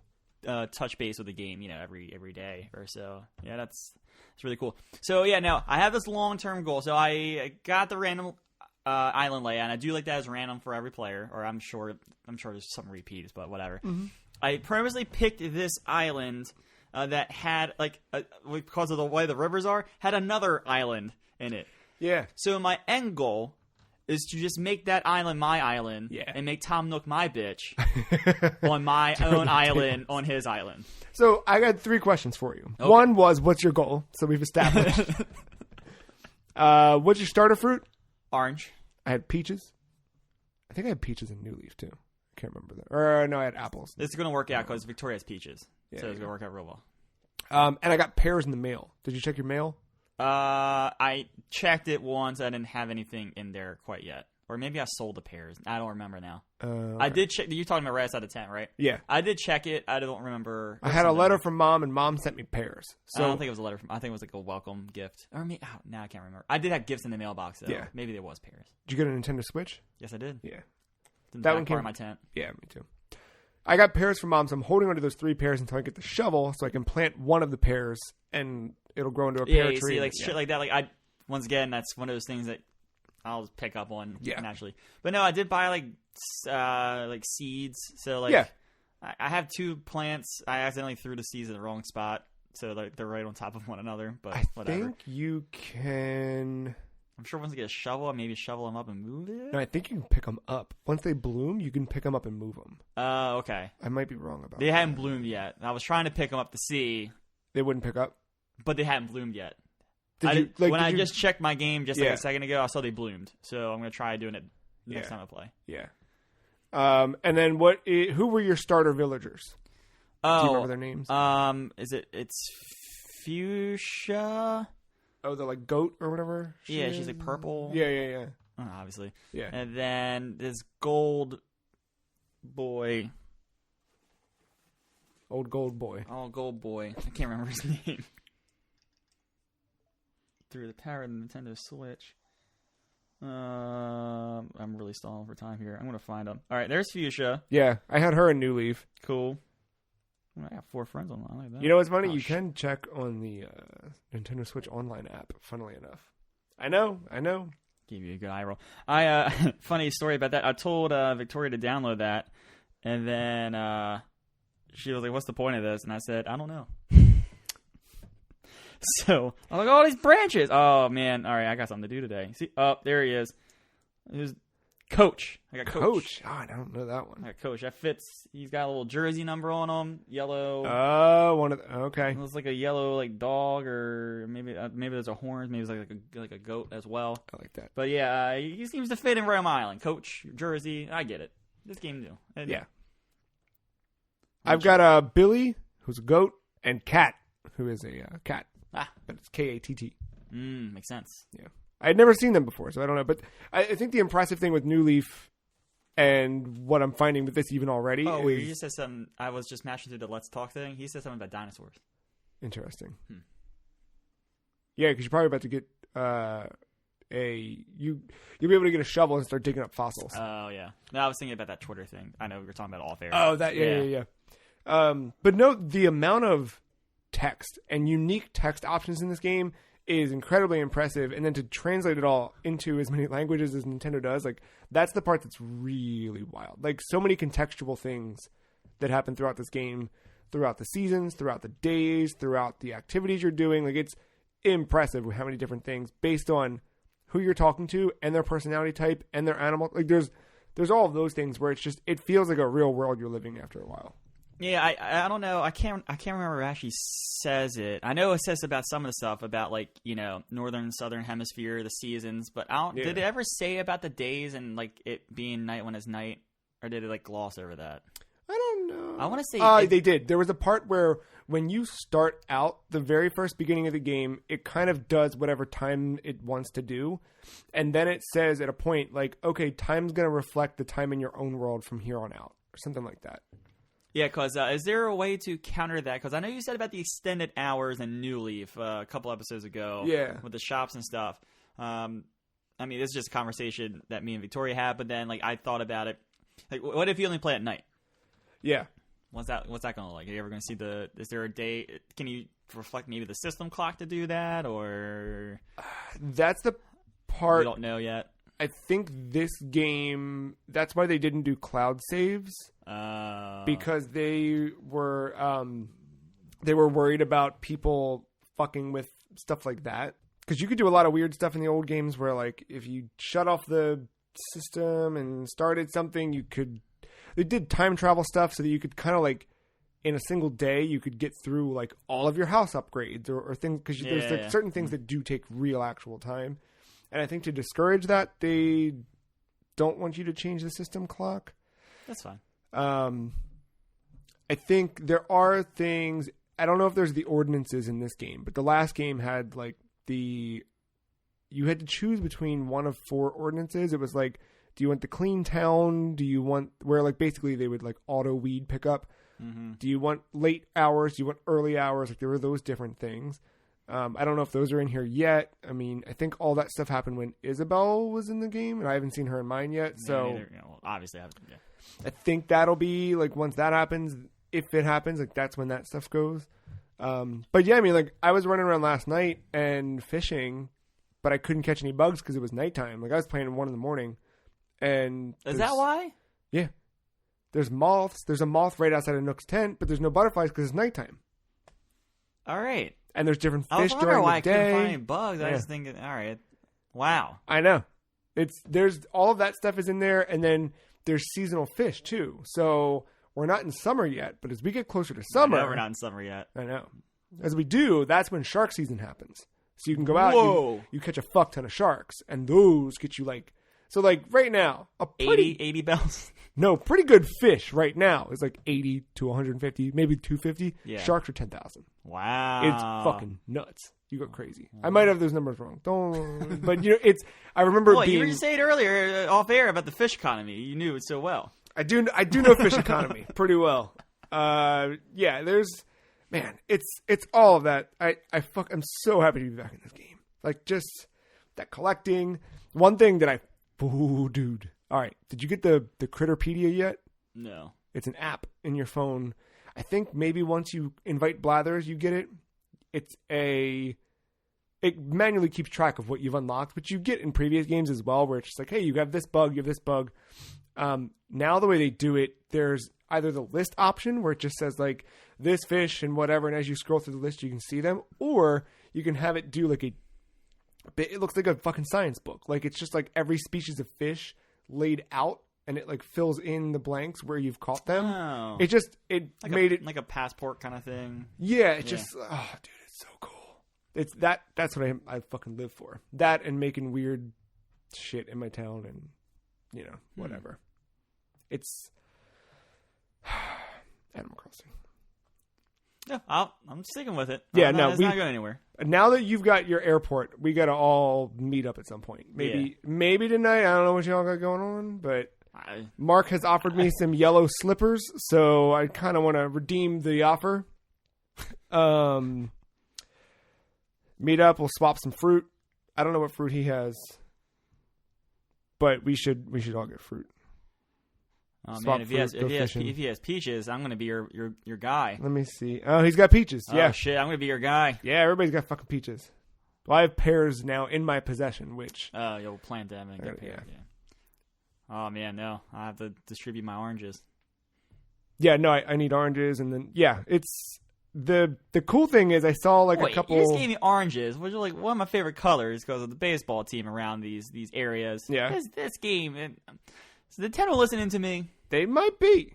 Is that what the Switch app is doing? Because there's no use for it outside of the cool Splatoon stats. It's background listening. Like, okay, this guy likes sports. Send him a sports guy. That way he keeps playing the game. Yeah, I don't. And just like the real. You just see this shit like everything. I'm scrolling through Twitter, and every time you look, like it's just like boom, boom, boom. Animal Crossing. Everybody's got little towns. The things they're doing, playing with each other, it's super fun. I will say, between Animal Crossing and Doom, the Animal Crossing music is a little bit easier to hum to yourself than it is to be. Yes. And it's funny because, like, earlier you talked about, like, being able to sit down and just play this. And this was a game, especially handheld, on New Leaf. And now with this, I can see it. Like, last night, we were watching a bunch of movies and TV shows and stuff, so it was just had it in my hand. Playing whatever, mindless. Mostly total podcast game though, or like having whatever. Yeah. Because it's so passive, you can just kind of do it and still pay full attention to whatever you're doing. It is perfect for that, and it runs those long sessions pretty well. Yeah, I just threw it up on the TV just to throw it up on the TV, so that way she can kind of see, where I was, because I was literally like 5 minutes ahead of her the whole time. Right. So we were kind of playing together once you got past all the real basic stuff. But yeah, that was my first time ever free hand and Joy-Cons. Not in the controller, just green. Was it green and right, or is that another green? No, it's the right. Yeah, green and right, pink and left. Yep, hanging out. Yeah. Spread eagle. Yep. All right, we could do more Animal Crossing for a while, but there'll be more Animal Crossing in the future. Some console stuff happened this week. Yes. We're going to keep it a little brief just because. I think it's just the practice of what the news actually is. Like with the consoles. Yes. It doesn't mean much to us. Like it does, but it doesn't. This was meant to be GDC week, Game Developers Conference. So a lot of the news that came out, particularly around the PS5, was very much like this was their GDC talk geared at developers. Before we get to that, why don't we run through a couple of the other headlines, and we'll save the meaty stuff for the end here. Fine by me. Sonic the Hedgehog has officially surpassed Detective Pikachu to become the highest-grossing video game movie, and Sonic the Hedgehog coming to digital distribution on March 31st. Very nice. Early, because of all this stuff. Yeah. I'm going to watch it finally. A lot of companies are doing that. Universal kind of started that, and then Disney just did it onward.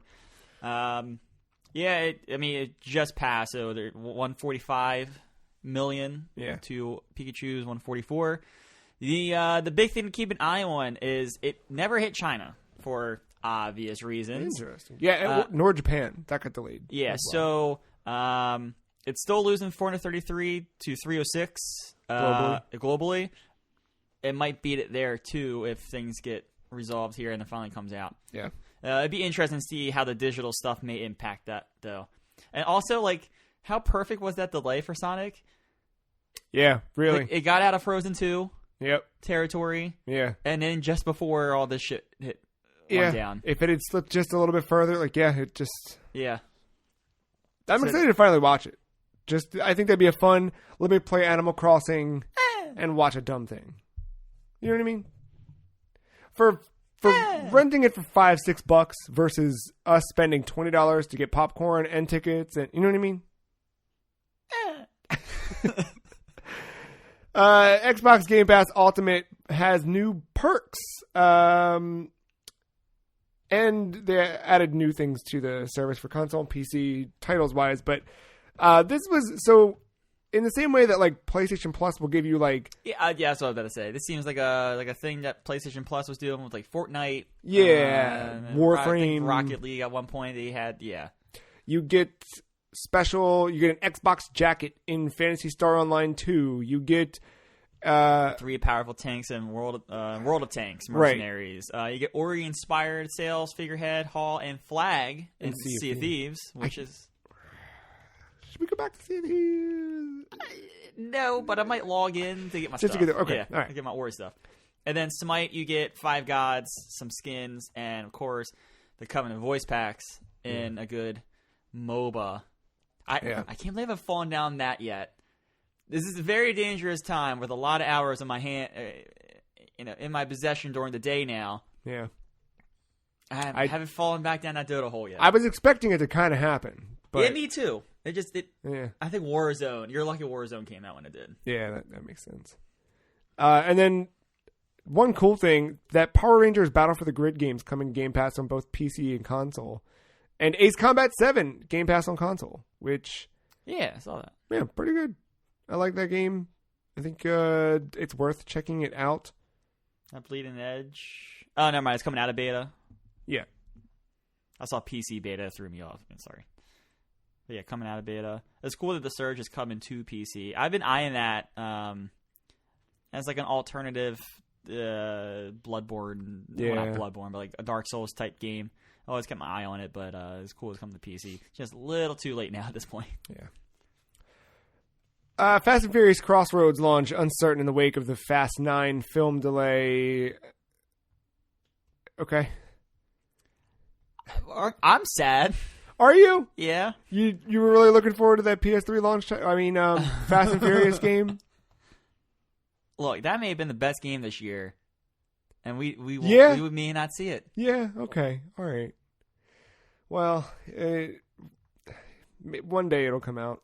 I don't know. This was, of course, the Game Awards PS3 launch game. I mean, at least mid-cycle PS3. Okay, I'll give you that. I guess. Look at the screenshots, man. That's like a fucking boat with all this armor and that. I think you're dismissing this game too quick. Yeah. Well, speaking of screenshots, the South Korean ratings board has classified Call of Duty Modern Warfare 2 campaign remastered. Been rumored for a long time now, especially after that first one. There was a lot of other evidence helping out that rumor. Yeah. And this just seems to kind of keep padding that. The interesting part is it's just the campaign. It's nothing else. Well, isn't that what they did last time? Didn't they dump the Modern Warfare remastered campaign into like an add-on for one of those? Well, they did, but the whole game was remastered. The multiplayer was also part of it too. So it's a little different this time around.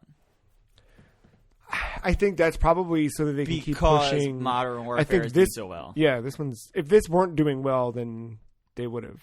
Yeah, no, it's a small little caveat there if you weren't paying attention to that. Speaking of small little caveats and not paying attention, Gabe Newell says Artifact was a giant disappointment. This comes out of an IGN interview. Was this the, what are they called? IGN First. Yeah, for Half-Life Alyx. And talking to that. Which is out today. Correct. You playing it? I can't. I don't have VR. Boom. We don't have VR. We're always concerned about what we need to do next and how we're evolving and what are the new challenges. He explains, quote, we do postmortems and analysis, but it's always perspective. Like, okay, so how does that change stuff? I'll spend time thinking about Artifact and why Artifact ended up being a disappointment, and that's actually way more useful than thinking about the impact we had on the industry. One is likely to help us make better decisions in the future, and the other is less useful. And then I think that's a smart way of thinking. You just can't be like, well, I did that, and just kind of be passive about it. You always have to be looking for your next challenge, being able to take that constructive criticism. Like, yeah. The IGN article even goes on, like, he even mentions, like, Steam Machines. Yeah, so Steam Machines Artifact was a giant disappointment. We screwed things up for us, Putting out Half-Life Alyx is actually a really powerful moment for us because this is as good as we get. We want to find out, are we on the right track? We want people to come back and say, oh my god, the magic is still there. The guys at Valve can take this kind of experience and build something that opens our eyes as designers, that thrills us as players, that reviewers look at and say, no, this is legit. And if it's not, that's also going to be super powerful and useful too. Super useful to us. For us. Ugh, excuse me. Yeah, there's what is it? There's a lot of Half-Life Alyx stuff running on IGN, as with everywhere, but... Yeah, they got that first exclusive content if you want to go there to figure that out, including a little clip, a little small clip in an IGN interview where Gabe is asked, I forget the question now. What it is exactly. Was it his favorite game of last year? Is that what he said? Something along the lines of that. Like that. And then Gabe Newell came out and said that Dota 2 was all he really played, so Dota 2 was his choice. Ah, boy. Which makes me happy over here. Dota 2 will never die, Joe. Gabe Newell himself, active in the Dota 2 community. All right. Well, I got nothing. You got nothing because it's fact. I'm just going to get active in the community of full specs of the Xbox Series X. Ooh. Digital Foundry went and saw the box. Richard Ledbetter and John Linneman over at Digital Foundry via Eurogamer talked about the power of the Xbox Series X. This was last Monday morning. Now, Xbox, loving everything Xbox is doing. Hating the fact that literally hours after this show goes live, they post... Every time they've done an announcement about the Series X in the last 2 months, it's been hours after our podcast goes live and we look completely outdated. We don't talk about it for a week. So, yet again, but you do get to see the specs side by side. This stuff is the stuff that, people will argue about in forums somewhere. But it is impressive. Generally twice the speed as the Xbox One X. It is going to run a 1 terabyte custom NVMe SSD, expandable storage using these 1 terabyte expansion cards that look like really sick, cool little flash drive memory cards. Across the board, it looks like an impressive system. But at a certain point, I don't know, and I don't know if we effectively know what the fuck we're looking at. Yeah, and the operating software on this stuff, which is all... it's all custom built. It's not like, Xbox might use elements of Windows 10, but it's going to be its own custom OS, right? Right. And that has a big part of it. I mean, I know whenever anyone talks about like Apple versus PC or whatever, like a lot of people point at specs on a PC and just be like, oh, well, this is like so much more cost effective, but you're kind of paying for the software as well with Apple because it usually is more streamlined. It is... And it's more optimized for the machine it is on. Yeah, the hardware is built for the software, and the software is built for the hardware. Exactly, it's a marriage. So, I mean, the specs could be through the moon, but if the software is shit, right, it doesn't matter. I mean, you look at something like the Xbox One X, like it has a super impressive underlying hardware, but like the OS just drags. Well, I mean, they've done a lot of improvements since I got my S. Yeah. But it's still, PS4, impressive machine. I can't load the fucking store anymore. Same with the PS3. You know what I mean? Like, it's just... Yeah, and then, like, there's even, like, there's even games that are, like...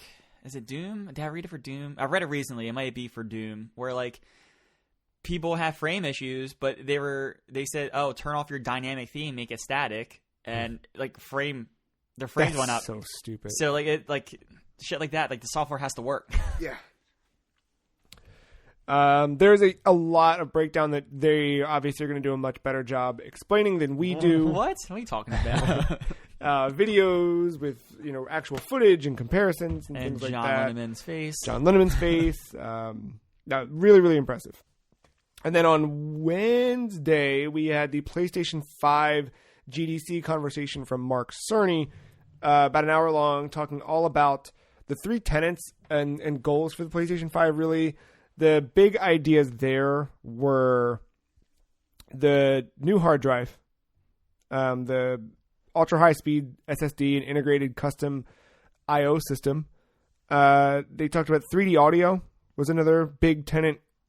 Yeah, talking about the science. Was it the RTL? I forgot what it was. Some Mark Cerny wants pictures of your ears. That's what I remember. Send us your ears is what he said. Yeah, and videos and send videos yeah. of your ears.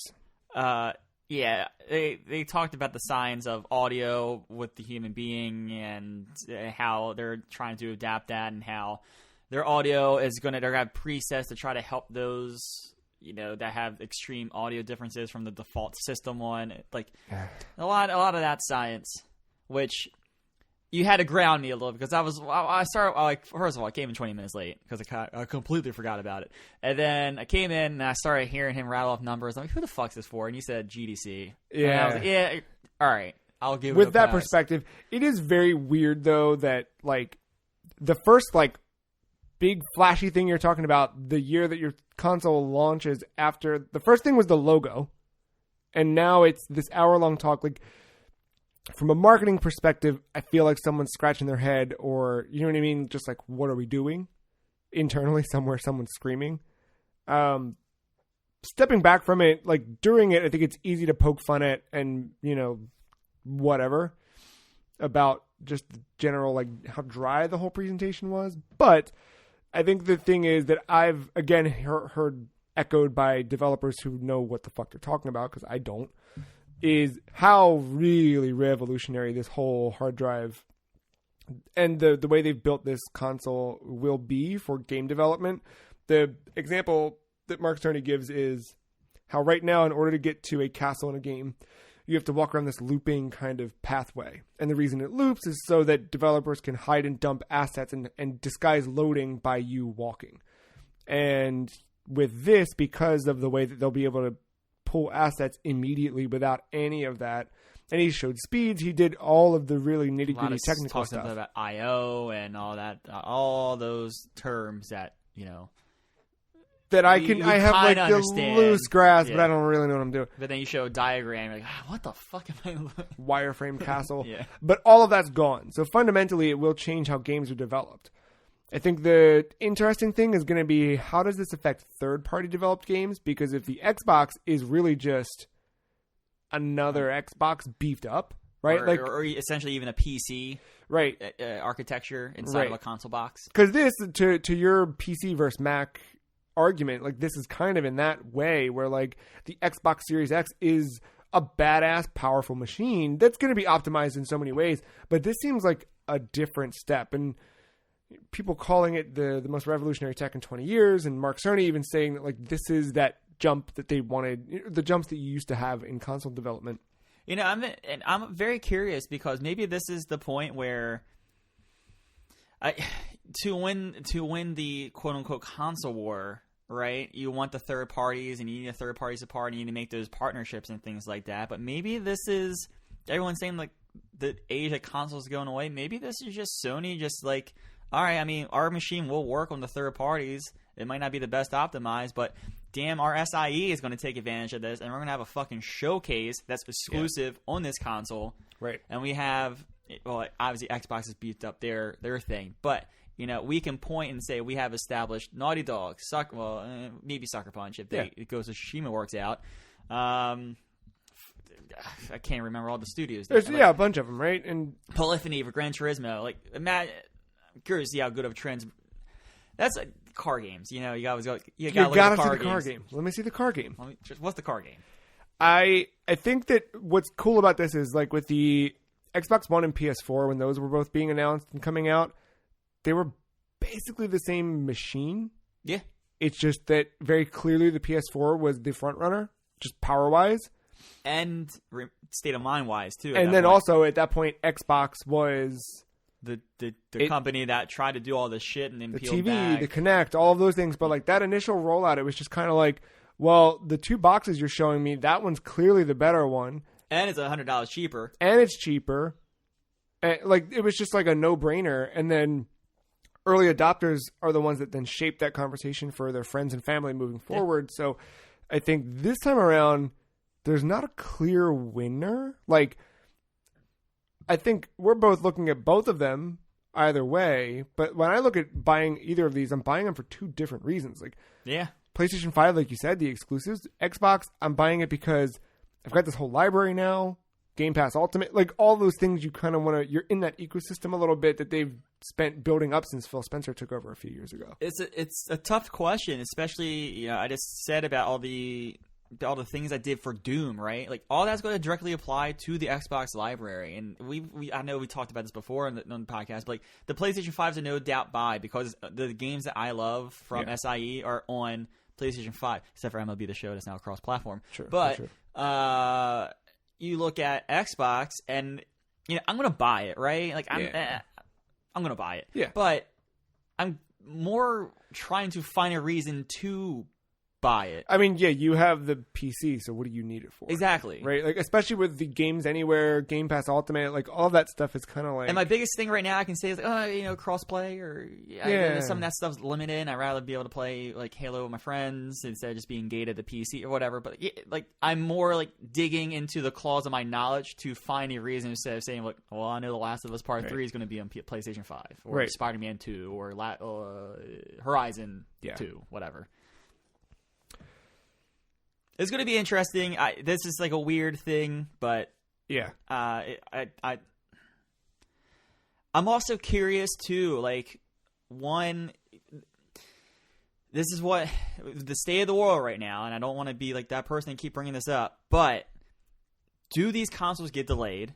Is the marketing around all this being completely changed in the background that we can't see? Like, how much is this going to impact the console launch? And maybe that's why this seems so weird, is because they wanted to get this out despite GDC. Like, I don't know.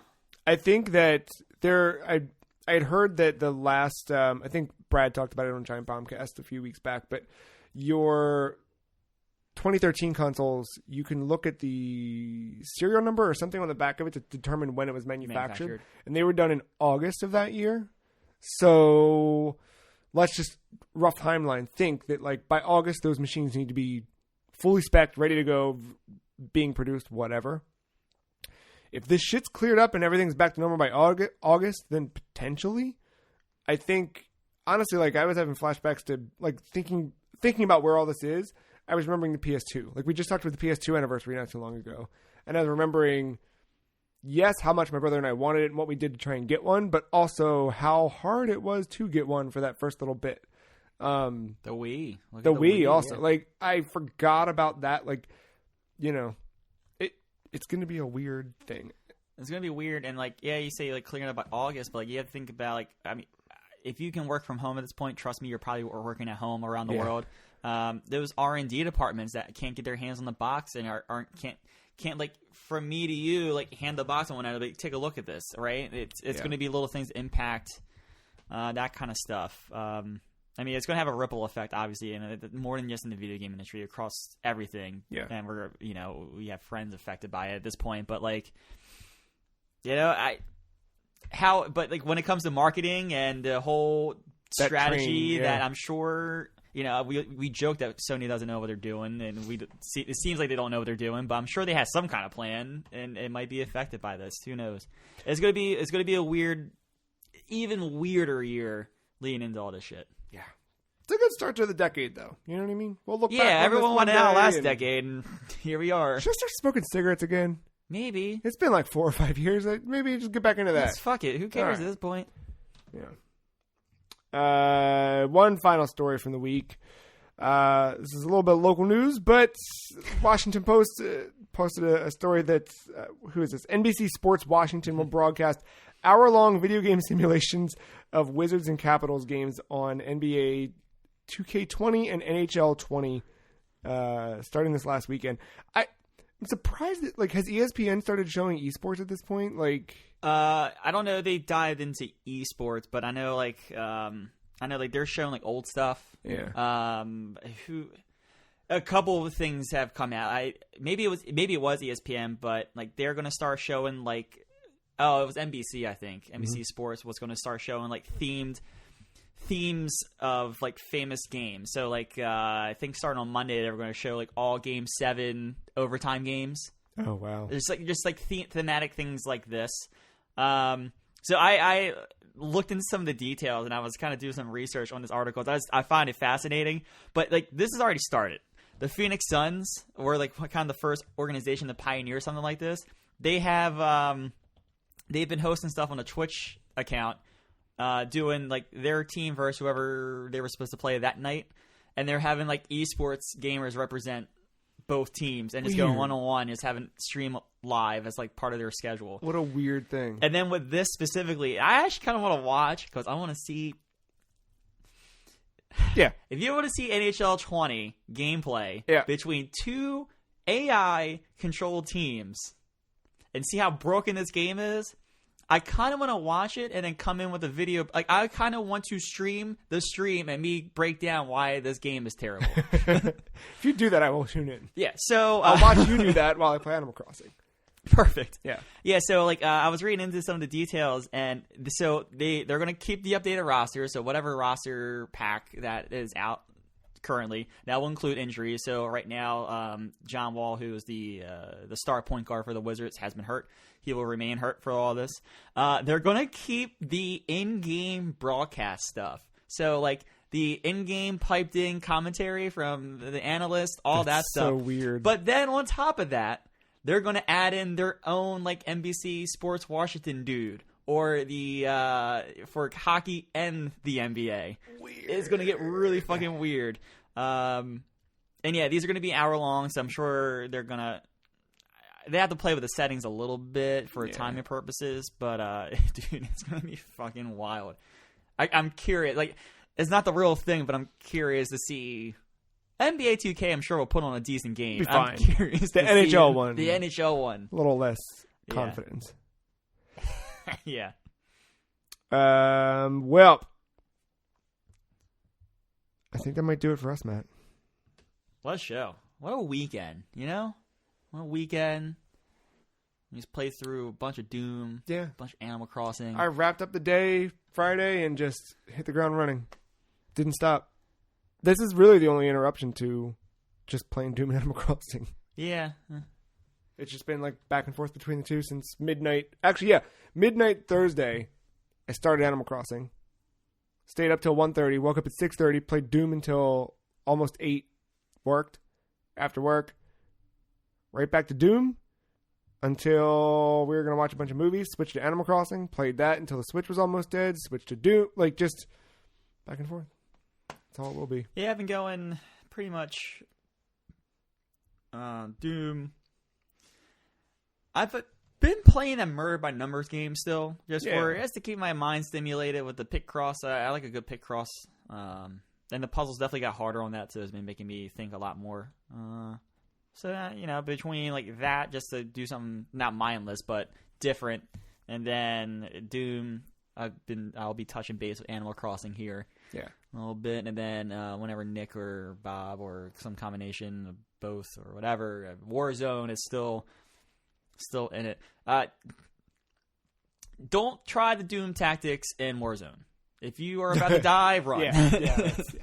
You that was a stark difference. Yeah, I did that in one game. There's a very false sense of confidence dropping into Warzone coming off of Doom. Yeah, I get that. Just run. Alrighty. All right.